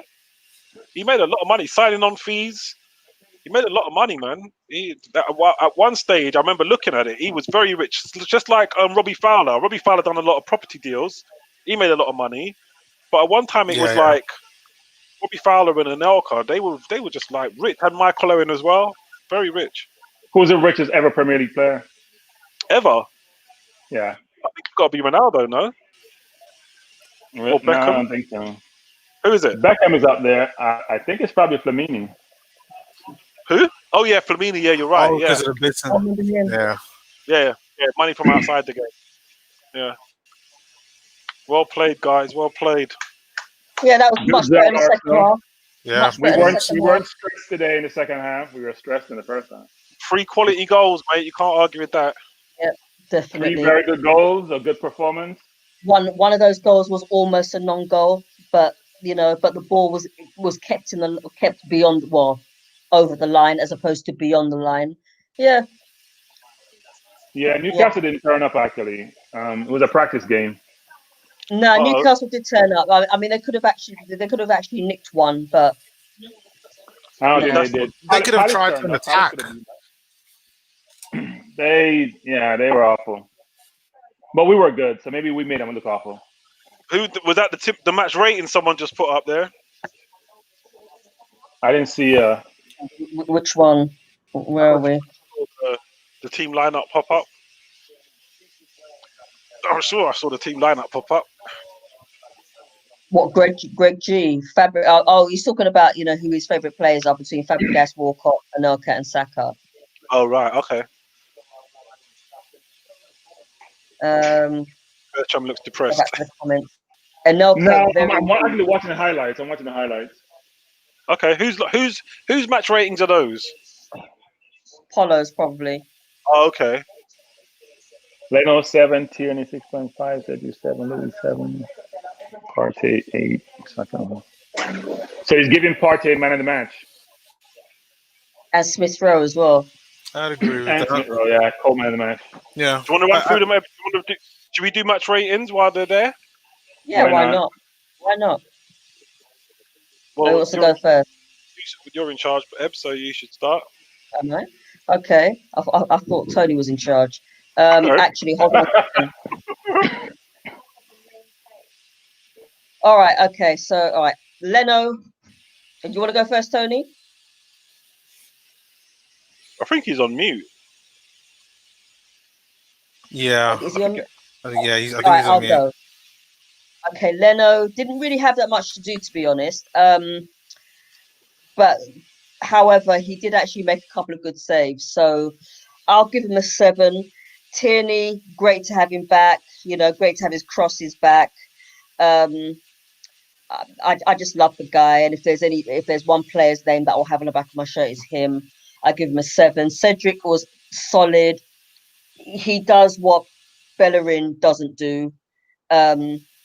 He actually defends, whereas Bellerin just he can't defend anymore. I don't know what it is about Bellerin, but Cedric, that's the kind of right back that we need. He gets a 7. David Luiz does what David Luiz does. I don't know why he felt that he needed to push a player down, and that's the kind of thing that will get him sent off. I'll give him a 6. Holding, he was okay. I thought he did pretty well. 6. Partey, man of the match, he gets an 8. Xhaka, 5. Smith Rowe, great assist for Saka. I give him a 7. Saka, he gets an 8. Lacazette, unlucky not to score a goal. He had a great chance in the second half. I give him a 6. Aubameyang, 2 great goals. First half he was almost non-existent. I give him a 7. I know these are Aubameyang grades. I know these are the Apollo's grades because Xhaka has a 5. So I'm not surprised. Poor Xhaka. No matter what he does, it's hard for him to get over 5. If he scores 3 goals, it doesn't matter. He starts off with a negative and he gets to 5. Tony, are you there, Tony? Can you hear us? Tony? You can't hear us. He's doing Okay, something. he's busy at the moment. Okay, who wants to go next? I'll go. Right. Lino 7. I agree with that. Tierney. I think he didn't put a foot wrong. I'd give him 7 as well. Cedric, I think, was a bit better than that. I think I'm gonna give Cedric an 8 actually. Louise 7, steady. Holding 7 as well, steady. I'm gonna give Thomas Partey 9. I don't think every time I looked at him, he just looked good. He just looked really good. So yeah, he didn't put a foot wrong. I'm gonna give him a 9 for what he done. Actually, I don't too disagree with Apollo's rating. I don't think Jack had really done much, to be honest, when I was watching. But I'm going to give him a 6.5. Emil Smith Rowe, yep. To be fair, he done that. He played well second half, got a nice assist. But so I don't think he done much else. I think he was tidy. I'm going to give him a 7.5. Saka was more of a threat, to be fair. He was involved in a lot. I'm going to give him an 8. Lacazette was steady. I'll give him a 7. And Aubameyang scored 2 goals. So regardless of what he done in the first half, I'm going to give him an 8. So Thomas Partey, man of the match, with a 9. Okie doke. Next. Bertram. Okay, Leno a 6. He didn't have to do much, so I can't give him a 7. I think a 7 means that you've performed up and above expectation. I give all the defenders a 7. Cedric, Holding, Louise, and Tierney. I thought they were pretty similar in terms of their performance, even though Cedric did have an assist. I gave Xhaka a 6. I thought he played okay. He wasn't really challenged today, so it's very hard to be a standout in a game like this. Even though I think Partey did change how we play because he's always looking forward. And I think that assist, that ball out to Abba was a great ball that got us on the way. So I gave Partey an 8.5. Smith Rowe, I gave a 7. He did one play where he bamboozled the defender and created an assist, but he had a challenging first half. So on a balance of play, I gave him a 7. Lacazette, I gave a 6. Difficult game, didn't get much service in the first half, but much more involved in the second half. Saka, I gave a 7.5. I thought he played really well in the second half. And what I like about Saka's game is he doesn't give the ball away, which I think is important. I gave Abba an 8. I don't know you can score 2 goals and not get an 8, especially the first goal, which got us on the way because we really need a goal to get us up and running. And even though I did say he should be on the bench, I did think that he took his goal really, really well. He missed a sitter. So in essence, you could balance it out, but I gave him an 8. And then for the subs, they didn't have much time to get any ratings. And then they had more time, probably to get 6.5, but for the rest, they didn't have enough time to make an impression. And then for the manager, I'll give the manager a 7.5. I thought he did well with the team, especially playing. I'm not sure what's wrong with Bellerin, but I think giving Soares a chance to show what he could do was important, actually. 1, to give Bellerin a rest, and 2, to really show that if I give someone a 4-year contract, they should be playing in Premier League games. So good performance overall. Pleased with the result. Now, Miss? So for me, Leno, I would give 6.5. I thought he had a pretty solid game overall. Not that much to do. I think that's just to do with Newcastle. Just never really looked like try to test Leno. But overall, I thought he did well. Tierney, I'm going to give a 7. I thought he had a good, solid game. Got up and down the pitch really well, defended well, and really tried to kind of get things going. Cedric, I'm going to give a 7.5. I thought he was really good, solid, similar way to how he's been in the Europa League, except he's kind of finally got an opportunity to do it in the Premier League, and got an assist. So for me, I think a 7.5 is more than fair. Louise, I'm going to give, and Holden, I'm going to give 6.5s. I thought they had good, solid games. Nothing that I could say that they did wrong, but For me, I think just the way how this game went with when you look at how some of the other players performed, I think at 6.5 is pretty fair on lots of things. For me, Thomas Partey, I'm going to give an 8. I thought he was absolutely brilliant today in all different facets. You know what? No, I'm going to give him an 8.5, just because he's recently come back from an injury and he's just performing at top level. The way we got around the pitch, defended really well, tracked back, got an assist, and his passing moves to kind of help create chances was just brilliant. That's something that when we first signed him, I wasn't never really expecting. I was expecting him to be a DM and occasionally get forward. So for me, he gets a 8.5. I give a 6.5. I thought he had an overall a good performance, but nothing really special. I guess typical kind of Granit Xhaka performance. So for me, I'm going to give it 6.5, but I think overall he contributed well.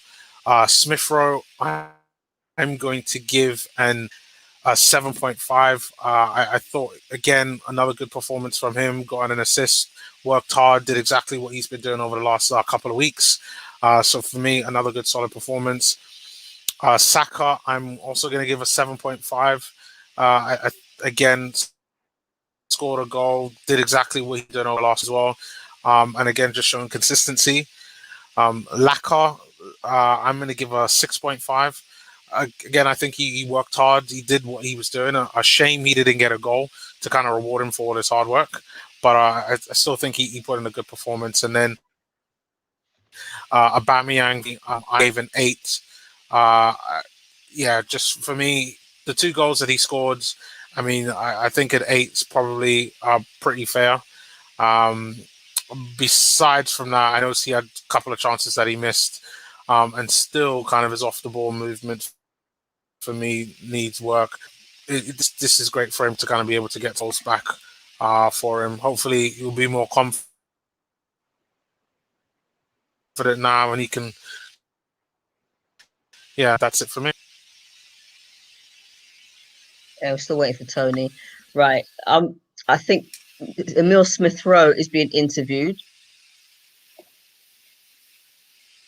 Can you hear it? Okay. No. Did he get man of the match? No, Aubameyang got man of the match. No, Aubameyang got it. Yeah, I think he deserved it. Yeah. Scored 2 goals, especially the opener. Yeah, the opener was a very good goal and you can understand really why. needed. Well, that being said, Partey would be my man of the match. Actually, sorry, Partey would be my man of the match. But I can understand them giving it to Aubameyang. Yeah, that's.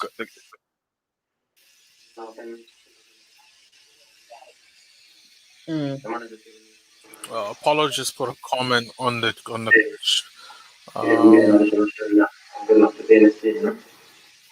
I mean, I really enjoyed it. How important is the actual loan spells in your team as well? How big do you think that's been in your development?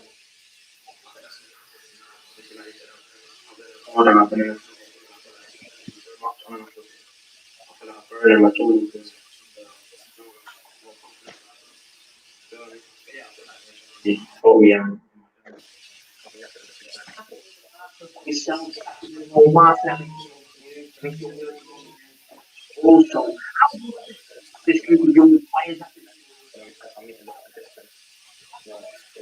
We will take a lot from a young age.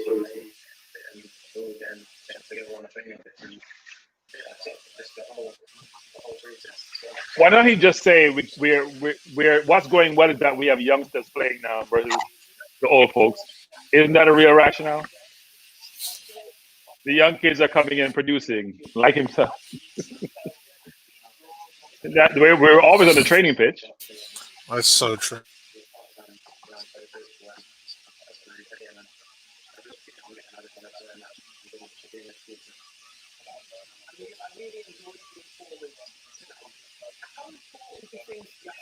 Really enjoy your performance tonight.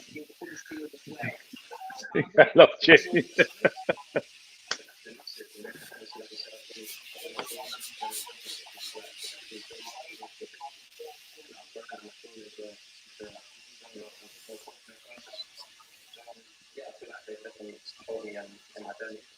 So, what was the pundit's perspective on the performance tonight?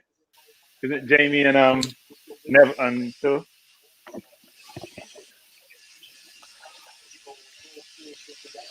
Well, I'm still listening to it because I couldn't quite hear it, but it it sounds like they're super impressed with Emile Smith Rowe, and you know what, right? Internationally, this is different for England to have another young, talented English player, creative and can score goals and create chances as well. I think it's brilliant. But I think that they're loving the fact that he's been such a key player, especially with Özil going. He does perform his defensive duties, unlike Ozil. He doesn't have the same technical capability, but his game is more rounded.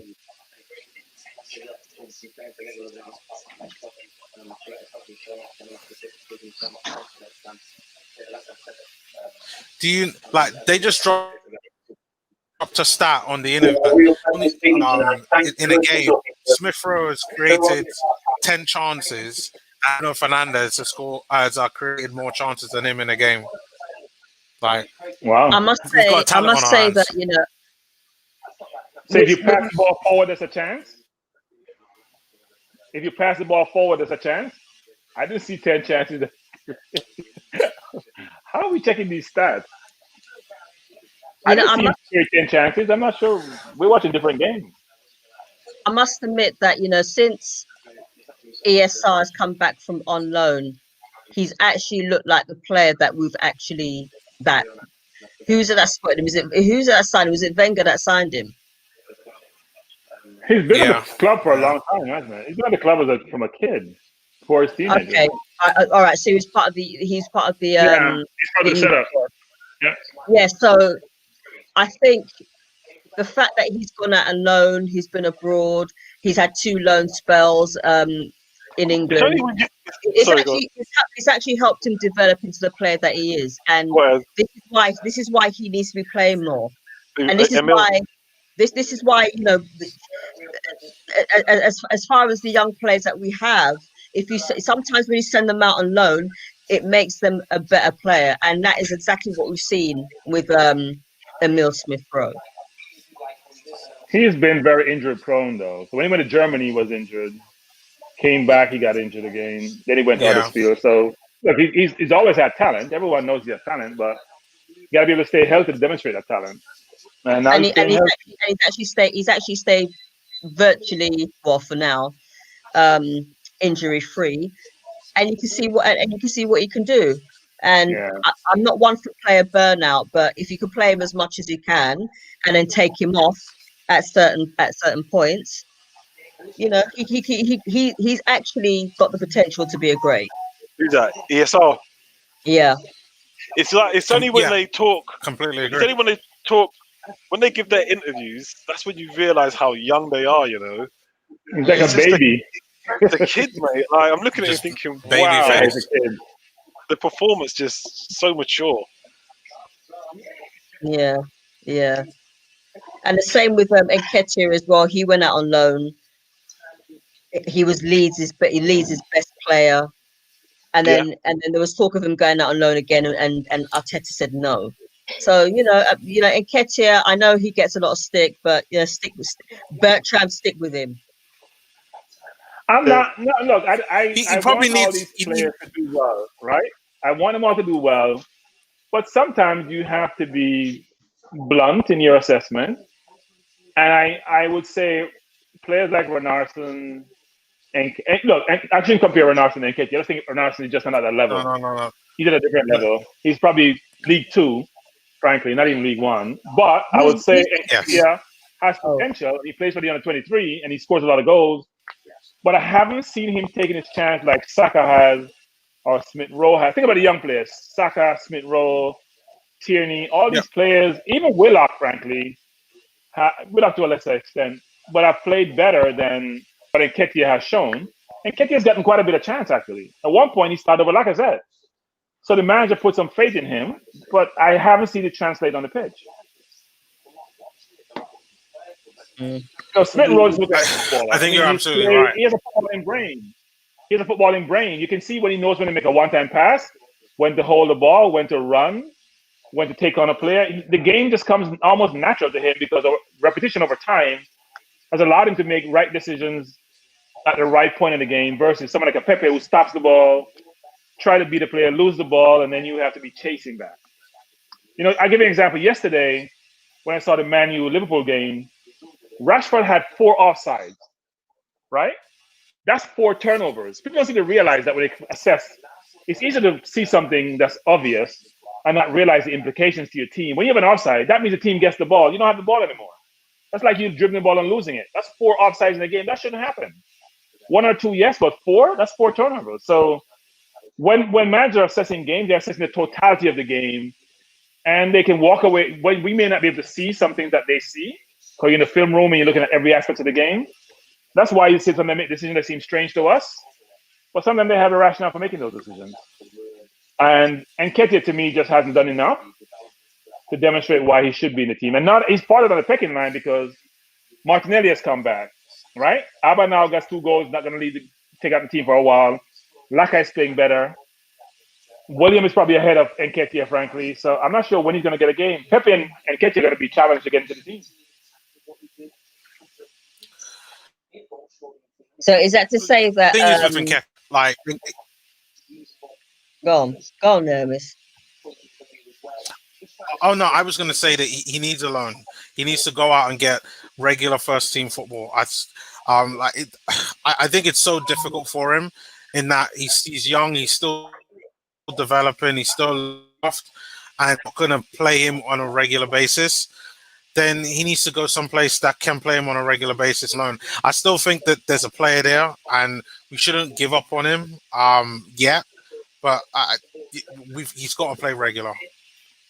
Yeah, you can't open a player until they're like, say, 25, 26, frankly. Some people mature later, right? Their game evolves, and they get to a point where you can say, you know what, we've invested in them.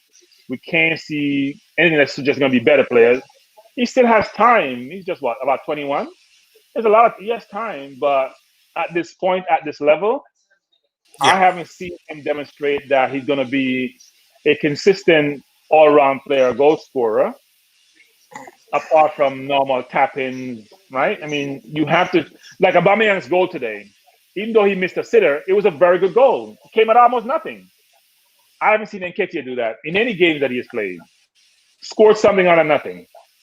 Is that to say, all right, would you say then that that Nketiah, as Naomi said, would you send him out on loan, or would you keep him on? Would you keep him as a sub? I think he's going to be frustrated after a while because he's been on a loan. Well, he went on a loan at Leeds last time. That didn't work out too well. So unless you have in the contract that he has to play, he wasn't playing enough at Leeds.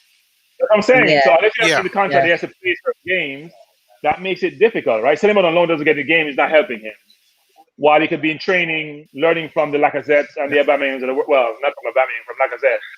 Maybe from Abba to score goals, but not the rest of the game. But anyway, but I do think that he may need a loan. But the question is, who's going to be a backup forward? I mean, Martinelli can play in the middle.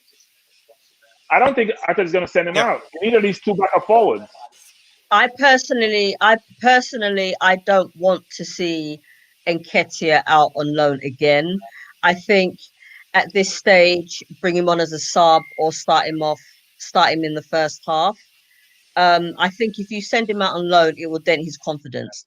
That's just me. That's just me personally. But you know, I mean, yes, certain different players develop at different stages, and I just say, like Pepe, just stick with him. He will come good. Look, Pepe has ability. My concern about Pepe is sometimes when you play football and you learn bad habits, they're sometimes hard to get rid of. And sometimes you play in a league which is very, very difficult, and your physicality in your game may not marry to that league really well. He has the innate attributes to play football. It's just not translating on the pitch. He has a good left foot. He can beat a player. Needs to work harder. Needs to know when to pass and when to take a player on. Needs to know how many times have you seen Pepe run past a player like Tierney does, or is he just not having speed to do so? That's Every true. play can be you stop the ball and then try to put the ball between somebody's legs, and you lose it and you got to chase for the game. Premier League is very unforgiving, so his game is lacking. Yeah, I mean, part of me feels sorry for Nketiah, but I'm still going to stay. Still going to stick by him. Yeah. Just give him a chance. I mean, maybe he's developing late. Yeah, but the problem you have, Ebony, this time of the season, when you're halfway through the season, you're now in the knockout phase of the Europa League, and FA Cup games are getting very, very serious. He's only going to play his best players. So Nketiah is not going to get in the game. Unless Laka falls really off, he's not. And even then, he may not even play him because Martinelli's back, and Martinelli can play anywhere along the front line. Oh my days! I don't see Nketiah getting in the game. Oh, God. I just realised something. Oh man, I'm just sitting here watching Arsenal. I'm supposed to take my son home.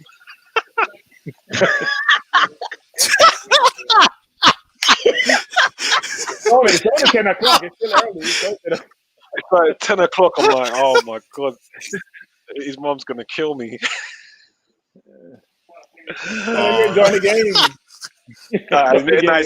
It's no bother. It's no bother. I'll take him tomorrow. I'll just have to slide out of work, kind of. That's the beat you're working from home. You know, you can just go missing. You know. Yep.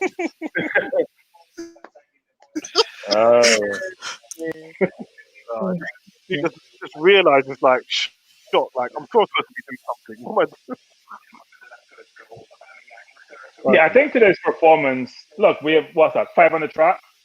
Yeah, we have us. So Fair play, man. It's a nice run. Fair play, man. It's a nice run. Now we have a good team in Southampton to play next. Probably 2 games, right? The first half reminded me of the Crystal Palace game where we had chances, but because we couldn't find the avenues to actually get them. We were creating chances, but we couldn't actually find the avenues to actually get the ball in the back of the net because Crystal Palace defended quite well. But then the second half, I thought we won the game in midfield, quite frankly, particularly as we had Pepe there. You mean Partey? Partey, yeah. Pepe is beside Arteta. He's going to be there for a while. He's not going to be in the field for a while. He's going to have a tough time. I think he's struggling. I Swallow asked you a question. Someone is asking. It looks like it. I mean, think about it. Mari got injured and he still didn't come back in the team. So when Mari was playing, you could have said, well, it was temporary. But Mari played really well, and he didn't put him back. Look, he has to rotate the squad because I think we play Southampton maybe on Saturday if they win their game, and we play them again real early after that the following week. So he'd have to rotate players, but it doesn't look good for Gabriel. I would second that. You know why? Because you know what? I really love Gabriel. I just see a lot of quality in him, just the same way I see it in Partey. But if I recall correctly, he was partly to blame for a goal that I think it was Zaha scored coming off. We could argue if it was Tierney, we could argue if it was Gabriel, but then he got caught in the middle on the turn. Theo Walcott, I think it was. No, that was Walcott. It was Walcott's goal. Was it Walcott? Yeah, but Theo Walcott turned him in the middle of the park, the centre park. He stepped up. Theo turned him. He pulled him back, and I think he got a yellow or a red for that. I don't know if he got the red card for that. But he got the red for the Theo tackle.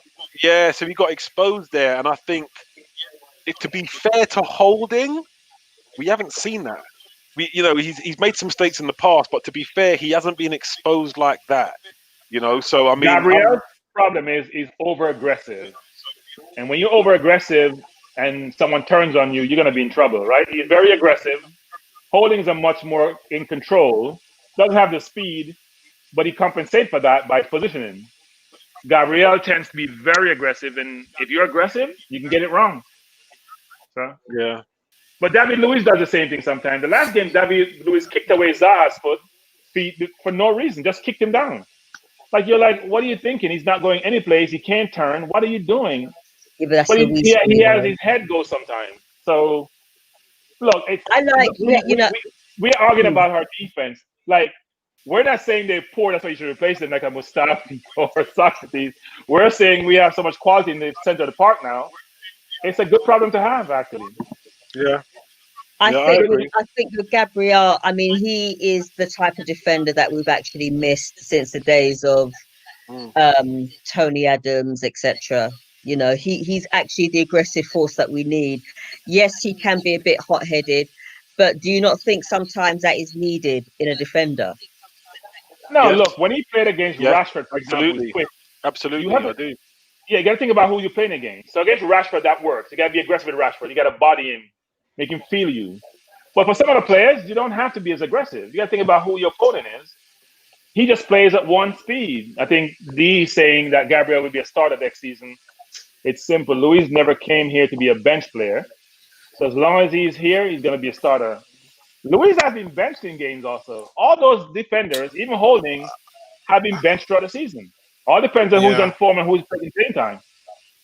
They've all been benched at some point in the season. David Luiz, when he was out after his kid was born, he didn't play for a few games. It was Holding and Gabriel. I tell you what. Cool K is giving me a name with shit. All right. I'm loving the comments tonight. I'm loving the comments tonight. I gotta say. Our first and third goal came from Cedric regaining possession by a header. Bellerin would never risk messing up his hair. Yeah, but that's true.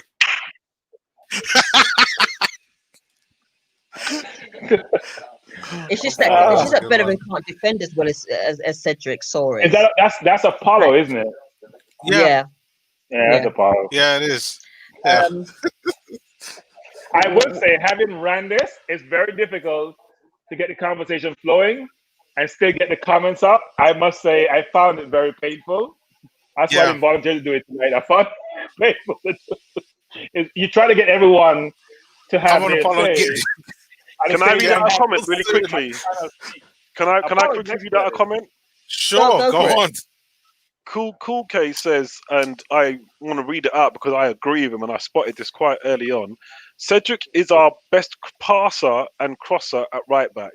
Yes, better than Bellerin and better than Ainsley Maitland-Niles at those things. He executed some nice touches and some disguised passes. Yeah, and I agree. I don't know if he's the best passer. He's the best crosser. Yeah.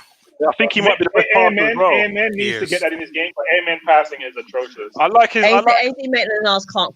Ainsley Maitland-Niles, to be fair, isn't a left or a right back, and I don't think he's good at crossing.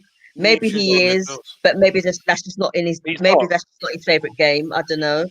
I think what I like about Ainsley Maitland-Niles is that he's got energy and he gets at people and he likes to get in behind. But like I said, what I saw with Cedric is it's just a nice footballing brain. Like his passing is slick. That pullback was nice. He gets past players as well, just like the rest of them. But his crosses, although his crosses ain't like pinging on a sixpence, they just good-looking balls. They just look nicer than what's Bellerin's putting in or what Ainsley Maitland-Niles putting in. I think when you've got Tierney on one flank and Cedric on the other flank, it looks, you've got some good crosses coming in there. I'll agree with that. I think the problem is that Bellerin in the final third doesn't always make the best decision. No. And that takes away from your game because we're using him almost like a winger sometimes. And you need for those pinpoint crosses or to set players up. He doesn't do that well, actually. I think he passes fairly well until he gets to the final third, and then all hell breaks loose. Fabrice says Bellerin has better fashion sense and better photography and filmmaking. He's got better dress sense. Cedric is saying best pass on the right. The 18 saying Cedric is our best pass on the right. I guess I gotta see more of Cedric. I can't judge people in one game. Let me see if there's any more. Let me see if there's any more comments that I may have missed. Okay, Cool K says Balogun has never started a game for Arsenal. That should tell you all you need to know. Say that again, Ebony. This is from Cool K. He says Balogun has never started a game for Arsenal. That should tell you all you need to know. I don't know if it tells you anything though, because he's not ready. If you have 15 teams pursuing you, you must be doing something well in the under 23, but 15 teams want your signature. That's the first thing. Unless they're just following each other, I don't think that's the case. He's a young player. But there's a lot of players ahead of all him. the stories say that he's going to leave. You know, like, listen, I don't think Arsenal should be trying to break the bank and pay him 60, 70 grand a week, like what all the stories I heard it's not about money. My understanding is that he wants to play in the first team. Hasn't he gone already? Yeah, I think he went to RB Leipzig. I think he's gone. No, he hasn't gone yet. No, he hasn't gone yet. I think Fabrizio Romano was saying that he wants to play, and he's not getting game time. He wants game time. He ain't gonna get a first team start. Let's have it right. Come on. Right. So he has to leave then. It's true. You can't be at his level and be like trying to force your way into like. Come on, mate. Seriously. Once again, Arteta can bench Luis for 1 or 2 games, and a reason to because Luis had to follow team protocol. Any more than a couple of games, and there'll be ruckus within the squad. Yeah, that may be right, D. He's basically saying that Luis is I'm going to interpret his words, a captain, a leader, and therefore needs to be on the pitch. I think he's played well, actually, to deserve to play. So he has influence on the team, so therefore he was benching him to demonstrate something. Look, he's a good player. But back to Balogun, though, which is, look, when you're a player, you want to play. You don't want to sit and watch. And think about Sancho, for example, from Man City. He realized when getting to Man City, he was a great player. He's a very good player, which is a great player. But he wasn't going to get to that Man City team. So what do? You're going to go someplace else and play. And demonstrate how good you are. You can go someplace for a higher fee. And every time you move, you get paid. In actual fact, here's a question. So, sometimes, players leave because they want to play first team. I mean, do you think sometimes players are too impatient to wait for their turn, or do you, or can you? Is it a case of can you blame them for wanting to leave to get a first team game or get first team games? So people who have played football knows the bench is not a nice place. Nobody wants to get to the bench. Why are you training all game? You go to training sessions every day, and then come match day when everyone wants to be visible and participate, you're on the bench. It's just not a nice place to be. So no matter how young you are. And if you're getting accolades and if you're getting your surroundings are saying, you know what, his agent probably saying you should play, go someplace else. We saw it with Lookman, for example. He left from Everton, he went to Germany, came back to Everton, went back to Germany, came back now to Fulham, and he's playing really, really well. It took him a while to really solidify his place in the team, but you can see that his movements have worked out for him because he wouldn't get a game at Everton. So players have to move to really get to be visible. And if they're going to be guaranteed game time someplace else, why wouldn't you move? We are sorry we're going to lose him, but it's not our first or last time. Who is this Dirty Molina? Are you guys Arsenal fans? No, we're Chelsea supporters masquerading. Well, are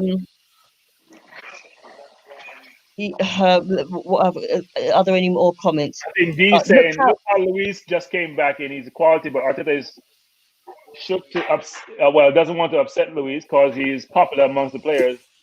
And Mikel don't want a situation like Luis and Lampard. Well, we need to get a nice run we need to start winning our games because there's going to be some difficult games coming up. I don't know what our fixture list looks like. I'd like to have a real look at this. Yeah, we have Southampton. We should be able to beat them, I think. But Southampton, Man U. Oh, Man U's going to be tricky. That'll be at home, Man U.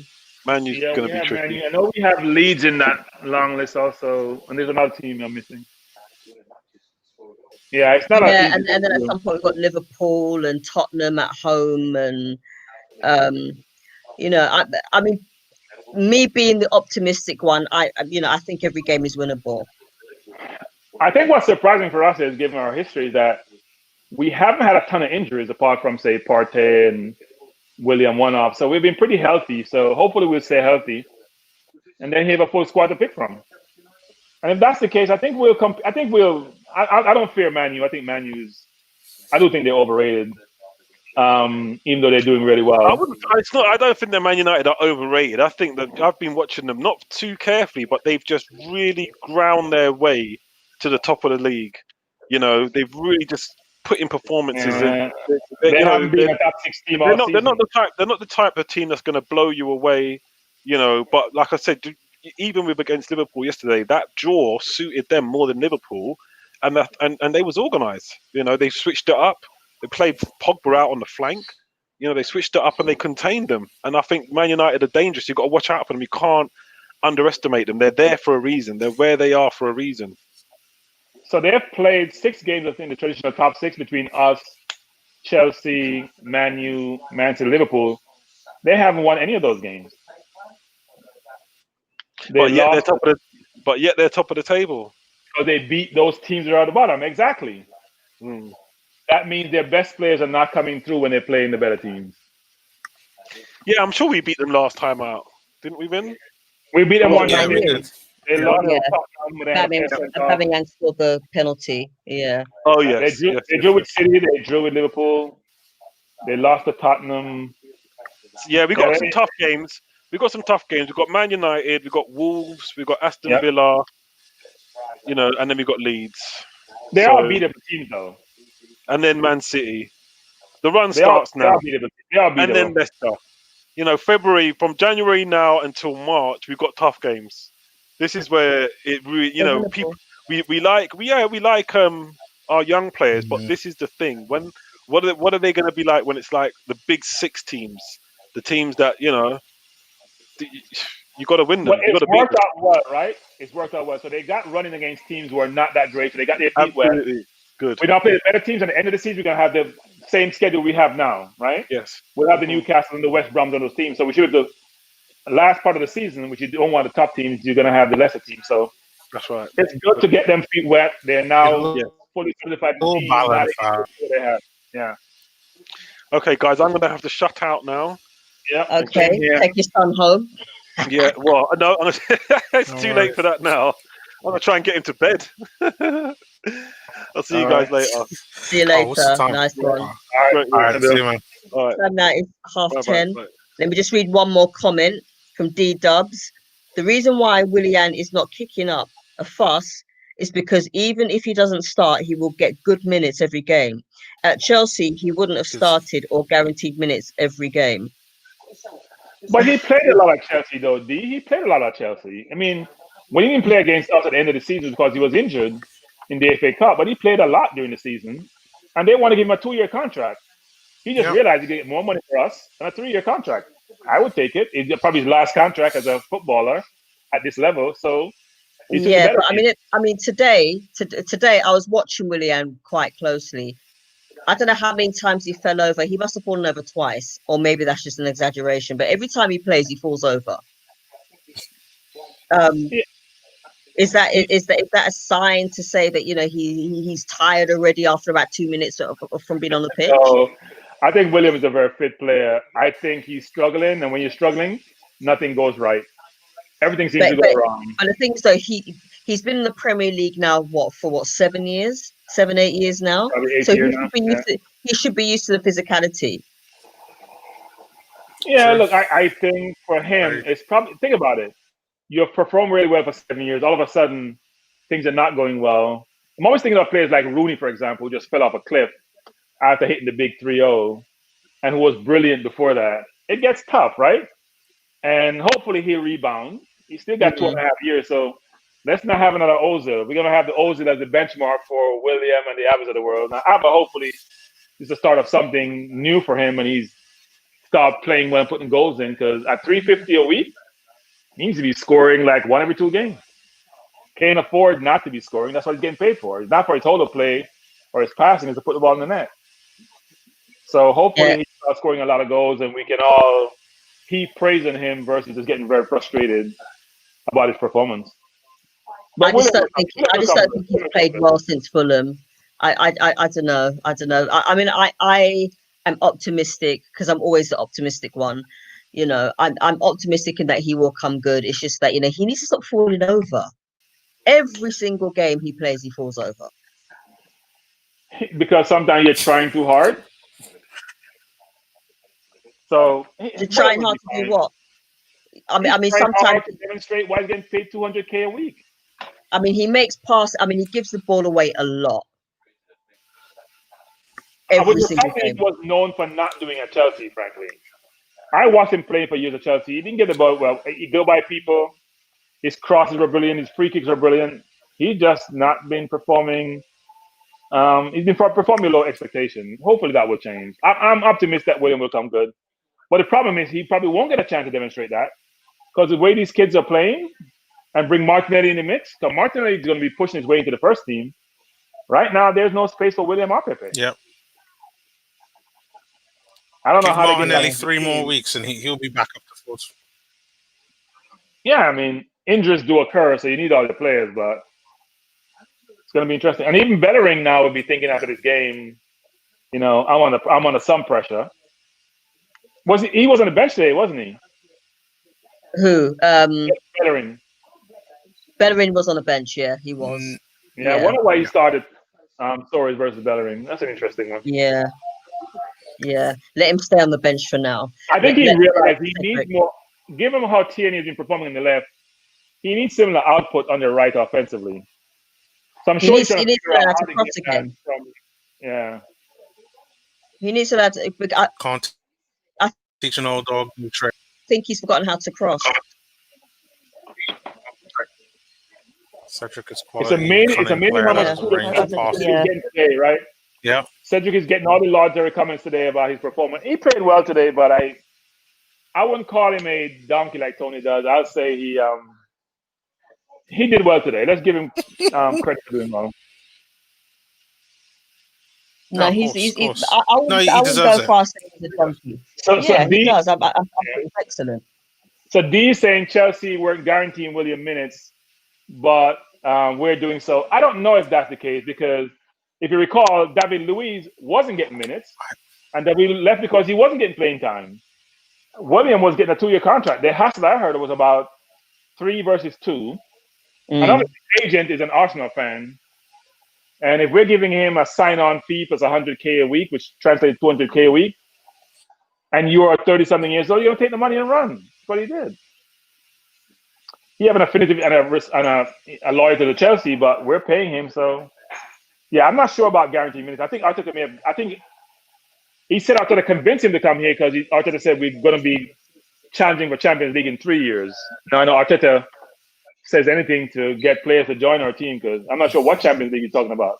I thought it was the Champions League he was talking about because we were going that direction. I don't think it was Champions League. That's going to be tough. We're not challenging for any Champions League. We're doing. Well, we need to actually win Europa right now in order to get into the Champions League. Man U's in the Europa League, right? Man U's in Europa, I know. Yeah, there's some tough teams in Europa. It's not going to be easy. We're playing Benfica. We got to beat Benfica first. Yeah. Okay. Leicester. Benfica Listen, if we play like how we've been playing recently, we will beat Benfica. They will be tough, but we'll beat them. So here's the thing. Now you got to play your best players, right? And the games are coming thick and fast. Yeah. So they got to rotate your teams. And the question is, will the Pepes and the Williams of the world step up when you need them to do so? You can't keep playing the young kids every single game. They're going to burn out. Well, so let's pray to Jesus that they back. What's this Victor? Victor says, player rating, give all the same, did their jobs, Orba scored on the break, typical, long range, accurate pass, Louise and Partey, that's normal, Smith Rowe, grows in each game and brought in a new dimension. Yeah, Victor, I wouldn't say Abba scoring on the wing is typical. That was his second goal in open play in the last 19. He scored obviously scored another goal, making 3 for the season from open play, but it was typical last year. It wasn't typical this year. What's this one? I give our panel rating. I give Ebony a food night kiss. Tony a new mic and Apollo a good recovery. That's nice of you, Victor. Thank you. Thank you very much. Make sure the veggie burgers. D-Dub says, yeah, Tierney has been showing up Bellerin every match. The gulf between them two is huge. And I have to agree. You know, when you compare the two sides and they're playing, it's like Tierney needs to teach Bellerin how to cross. Because Bellerin at one stage earlier in his career, he could cross. Now it's like has he lost the ability? You know, is he being told to play a certain way and not cross? Who knows? But the boy just can't cross. Yeah. No, he's I don't know. Bellerin is an interesting one actually. I don't think he's had a bad season. I just think offensively we need more actually. So I don't know how we're gonna work that out.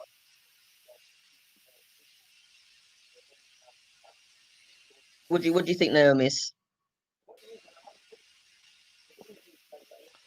Naomi's is pro. I like Bellerin as a player. I like Bellerin as a player. I just think that it's almost like he stopped developing. It's the same, okay, but I kind of expected more when he kind of first broke on the scene. I don't think he's shit like what a lot of people have come out and said, but I do think, like Bertram, I do think that we needed a different type of defender. Someone that's a bit of someone who's solid defensively, because I think for me that's his main weakness, but still has that attacking threat that what Bellerin has. I mean, what Bellerin's had, I think it's 3 or 4 assists this season, which, you know, surprisingly is pretty good for a fullback. So this must be Apollo. It's just depending on who you're gonna get. Yeah, sorry, Naomi. This must be Apollo. PL clean sheets since the start of 2018-2019. Emery 10-51. Lundberg 1-5. Arteta 18-21. So I'll say this, and Apollo and I argue about this. Arteta has a better team than Emery had. We had Mustafi playing centre half, for Christ's sake. But right? We didn't have a good defense. Arteta had a better defense. Tierney was injured. Tierney wasn't there. We have a better defense than we did before. And I'll say this too, with people like Partey, we had a better team under Arteta holistically than Emery did. There is no comparison. We had Socrates and Mustafis and Kolasinaks. There's no comparison. Arteta is a much better team. And we have had 5 unbeaten. But frankly, if you look at our record, we have a 500 record. We're 8-8, I think, in terms of wins and losses. And he's a better team. Mm-hmm. Yeah, I think we got a better team. It's just that, you know, I mean, like earlier on, you know, we were going through a really bad run. And then while we were going through that bad run, you know, a lot of Arsenal fans were saying, "Oh, bring back Emery." Arteta doesn't know what he's doing, and even me, you know, I had to question. I do still question some of his decisions. But you know, at the end of the day, I guess it's one of those things whereby every team has to go through a really bad run of form, and that's what we went through. And I'm not saying that, you know, we're going to win every single game from here on in. I'd like us to, but you know, but sometimes I think you have to go through that bad run in order to see what is in front of you, and to know that certain players need to be dropped. I think it was a bad run of players, because frankly, the Pepes, the Williams, to a lesser extent, the Mustafi, just weren't doing well. I mean, think about Mustafi, for example. When we played Leicester, that goal that Vardy scored, the first goal, that's just like so clueless. It's amazing that a professional football player could allow that goal to be scored the way it was, with Vardy on the field, knowing what Vardy brings to the game. So we have 4 defenders now in the middle who we're comfortable if any of those 4 play. Even given how great Gabriel was when he joined us. That says a lot. I think Chambers is not far down the ladder either. I think Chambers, before his injury, was one of our better defenders. So we have 5 centre halves, and Saliba is out on loan, so it's matter upon us. We have players who now we can say we're comfortable with them being on the field. Before, when we had the Mustafis and the Socrates of the world, we weren't comfortable. And David Luiz gave away 3 penalties the year before. Now we're in a much better place. Tierney solidified his place left back. We need a cover for him. Yeah. We can say Soares may be pushing Bellerin now. We need another, box-to-box midfield. I think Partey is going to be exceptional if he stays healthy. Xhaka is holding his own. Smith Rowe is demonstrating, we can have a player now between the lines who's going to really excite us. Saka has been playing really, really well. So the only position that's open on the field right now is probably right back, frankly, because all of the positions are solidified, and maybe center forward, frankly. I'm not sure Laka has solidified his position, but Xhaka is not going to be moved. Partey is going to play, and I should say center half is just rotational. Whoever plays, basically. There's no person in the center half you say, well, I would not take. Yeah, Holding may have I been agree. solidified. I think Arteta likes Holding, but any one of those could not play and would be comfortable.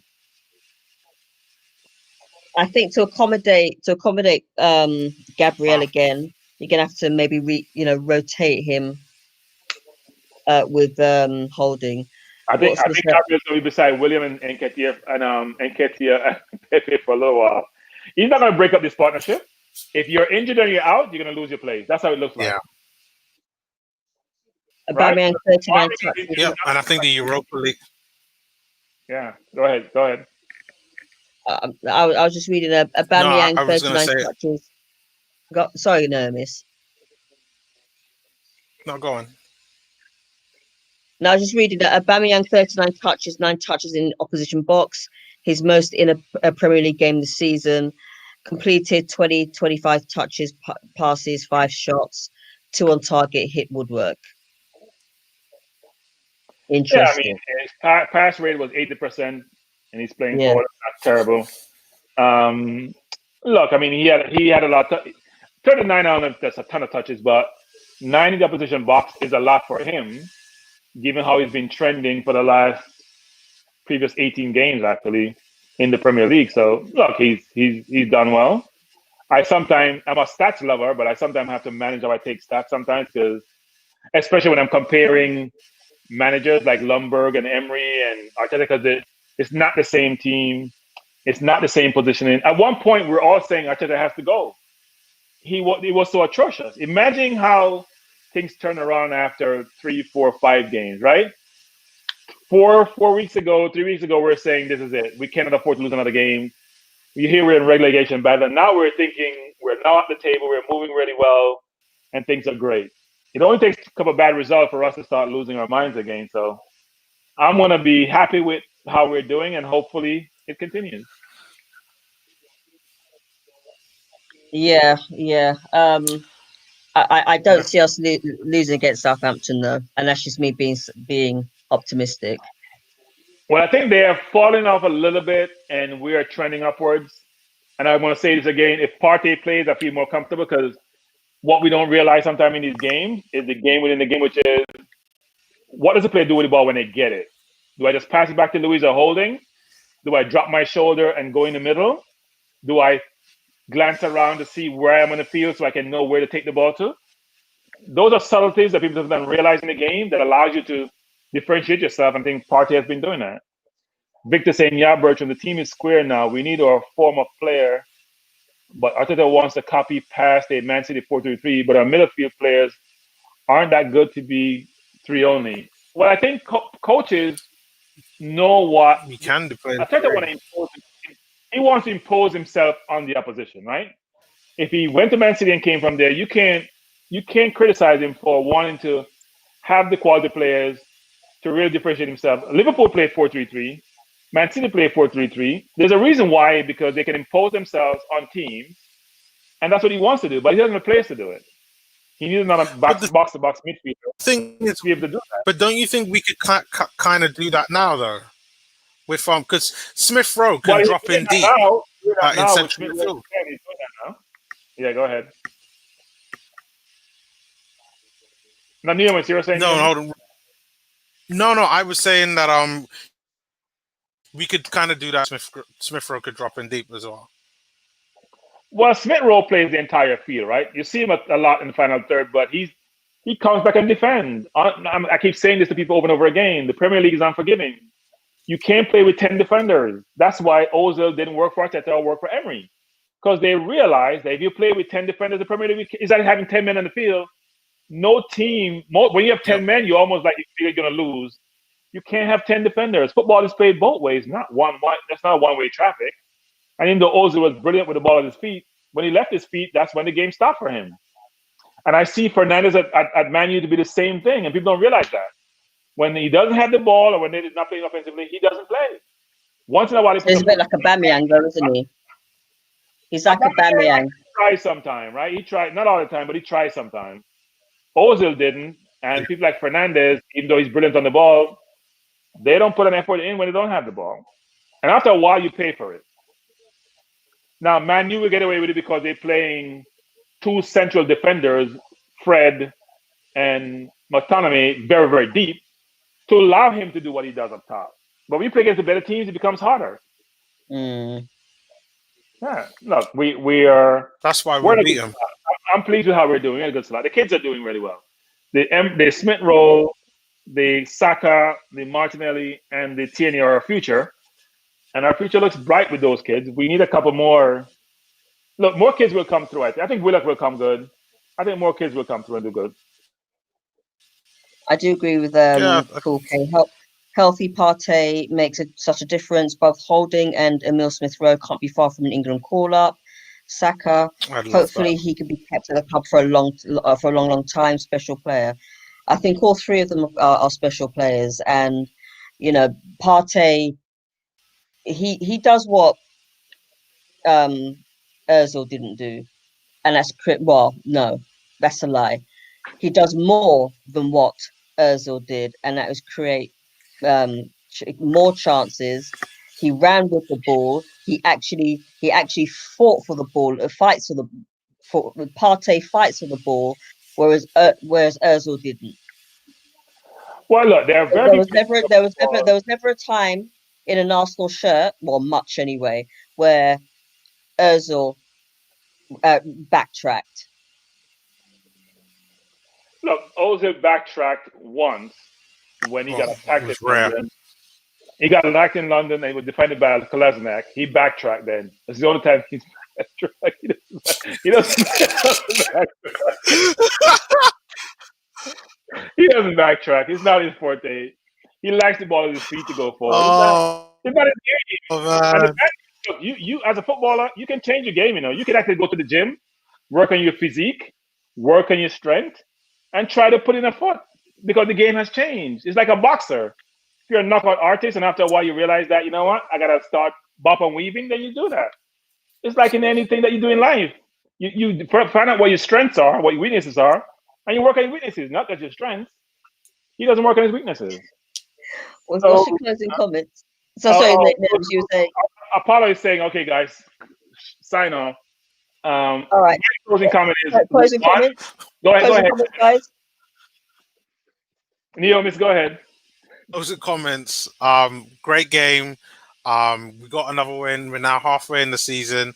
If we could have a good second half of the season, maybe, just maybe, we can get somewhere close to top four. But yeah, things are looking bright for Arsenal, and on to the next. Yeah, I think we have had a good run of 5 games, and we have FA Cup coming up this weekend. Hopefully, we'll win there also. I think the team, good results provides confidence to a team and make the fan base also happy. So all you'll hear on Twitter and all these media forums, which the players read, they be lauded, people be happy. So there's general good feeling all the way around, which help with morale and will help the players as they go on the field feeling like, you know what, they have to continue their good form. And the kids are fearless. They're playing really well. And Aubameyang's 2 goals today, hopefully that will be, he'll kick on from there and start doing what he does best, which is score goals, because the rest of his game is not as such where we can rely upon it to differentiate him. If he doesn't score, he's not going to contribute, so he has to score. So hopefully that resonates throughout the entire team. Everybody's happy, continue to do well, and continue to win. Because when we win, we are all happy. So let's hope the form continues. My closing comments. The first half wasn't as great. It reminded me of the Crystal Palace game. Second half, we came out all guns blazing, and we won the battle of the midfield today in the second half. I'm pleased that Aubameyang got his 2 goals. Hopefully, and I say this all the time, hopefully this will be a springboard for him to score more goals. I still, however, do think that sometimes he needs to be dropped. But in saying that, let his good game continue. But he does need to work on his off-ball techniques. And As for the FA Cup, I'm not quite sure who we're playing as yet because that's yet to be decided. And I think, going forward, much further forward, we will beat Southampton. I think we may be playing Southampton FA Cup. I think it's going to be them. They're playing, I forgot, some lower league team. So we'll be playing them twice in a matter of days. So that should be interesting. Just like Newcastle. Well, Yes. whether we play them twice or not, we will Play the beat B them team. twice. No. We don't have a B team. We have a B team. We have we have players who are on the bench because they weren't performing, but Pepe, William, Gabriel, let's think about all those players, and Ketia, Willock. Ketia, some of them will play, but play the B team. Didn't play today. There's a lot of first team players. Would you put Reece Nelson in there? Reece Nelson. Yeah, the only player I would not consider of all those players is our great the person the person who played 2 games for us and demonstrated that he should be nowhere near the team. It should be the equipment. No, it should be the equipment person. No, it's not William. William is a footballer. Or goalkeeper. I say he's not a keeper. He's not a keeper. I'm sorry. Nelson. Oh, do me a favor. You nowhere near the first team. I'm sorry. Nowhere. Oh, do me a favor. No. Just keep Leno there.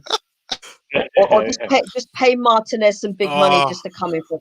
And if everybody wants Leno, you know how bad it is, right? If everyone wants All right, if guys. I see that boy in a goalie top again, I will scream. Anyway. Yeah, I think even Arteta realized that, actually. I think Arteta realized that now. Yeah. All right. All right, peeps. Much love. And see you soon. Yep. Peace out. Yes. See you guys.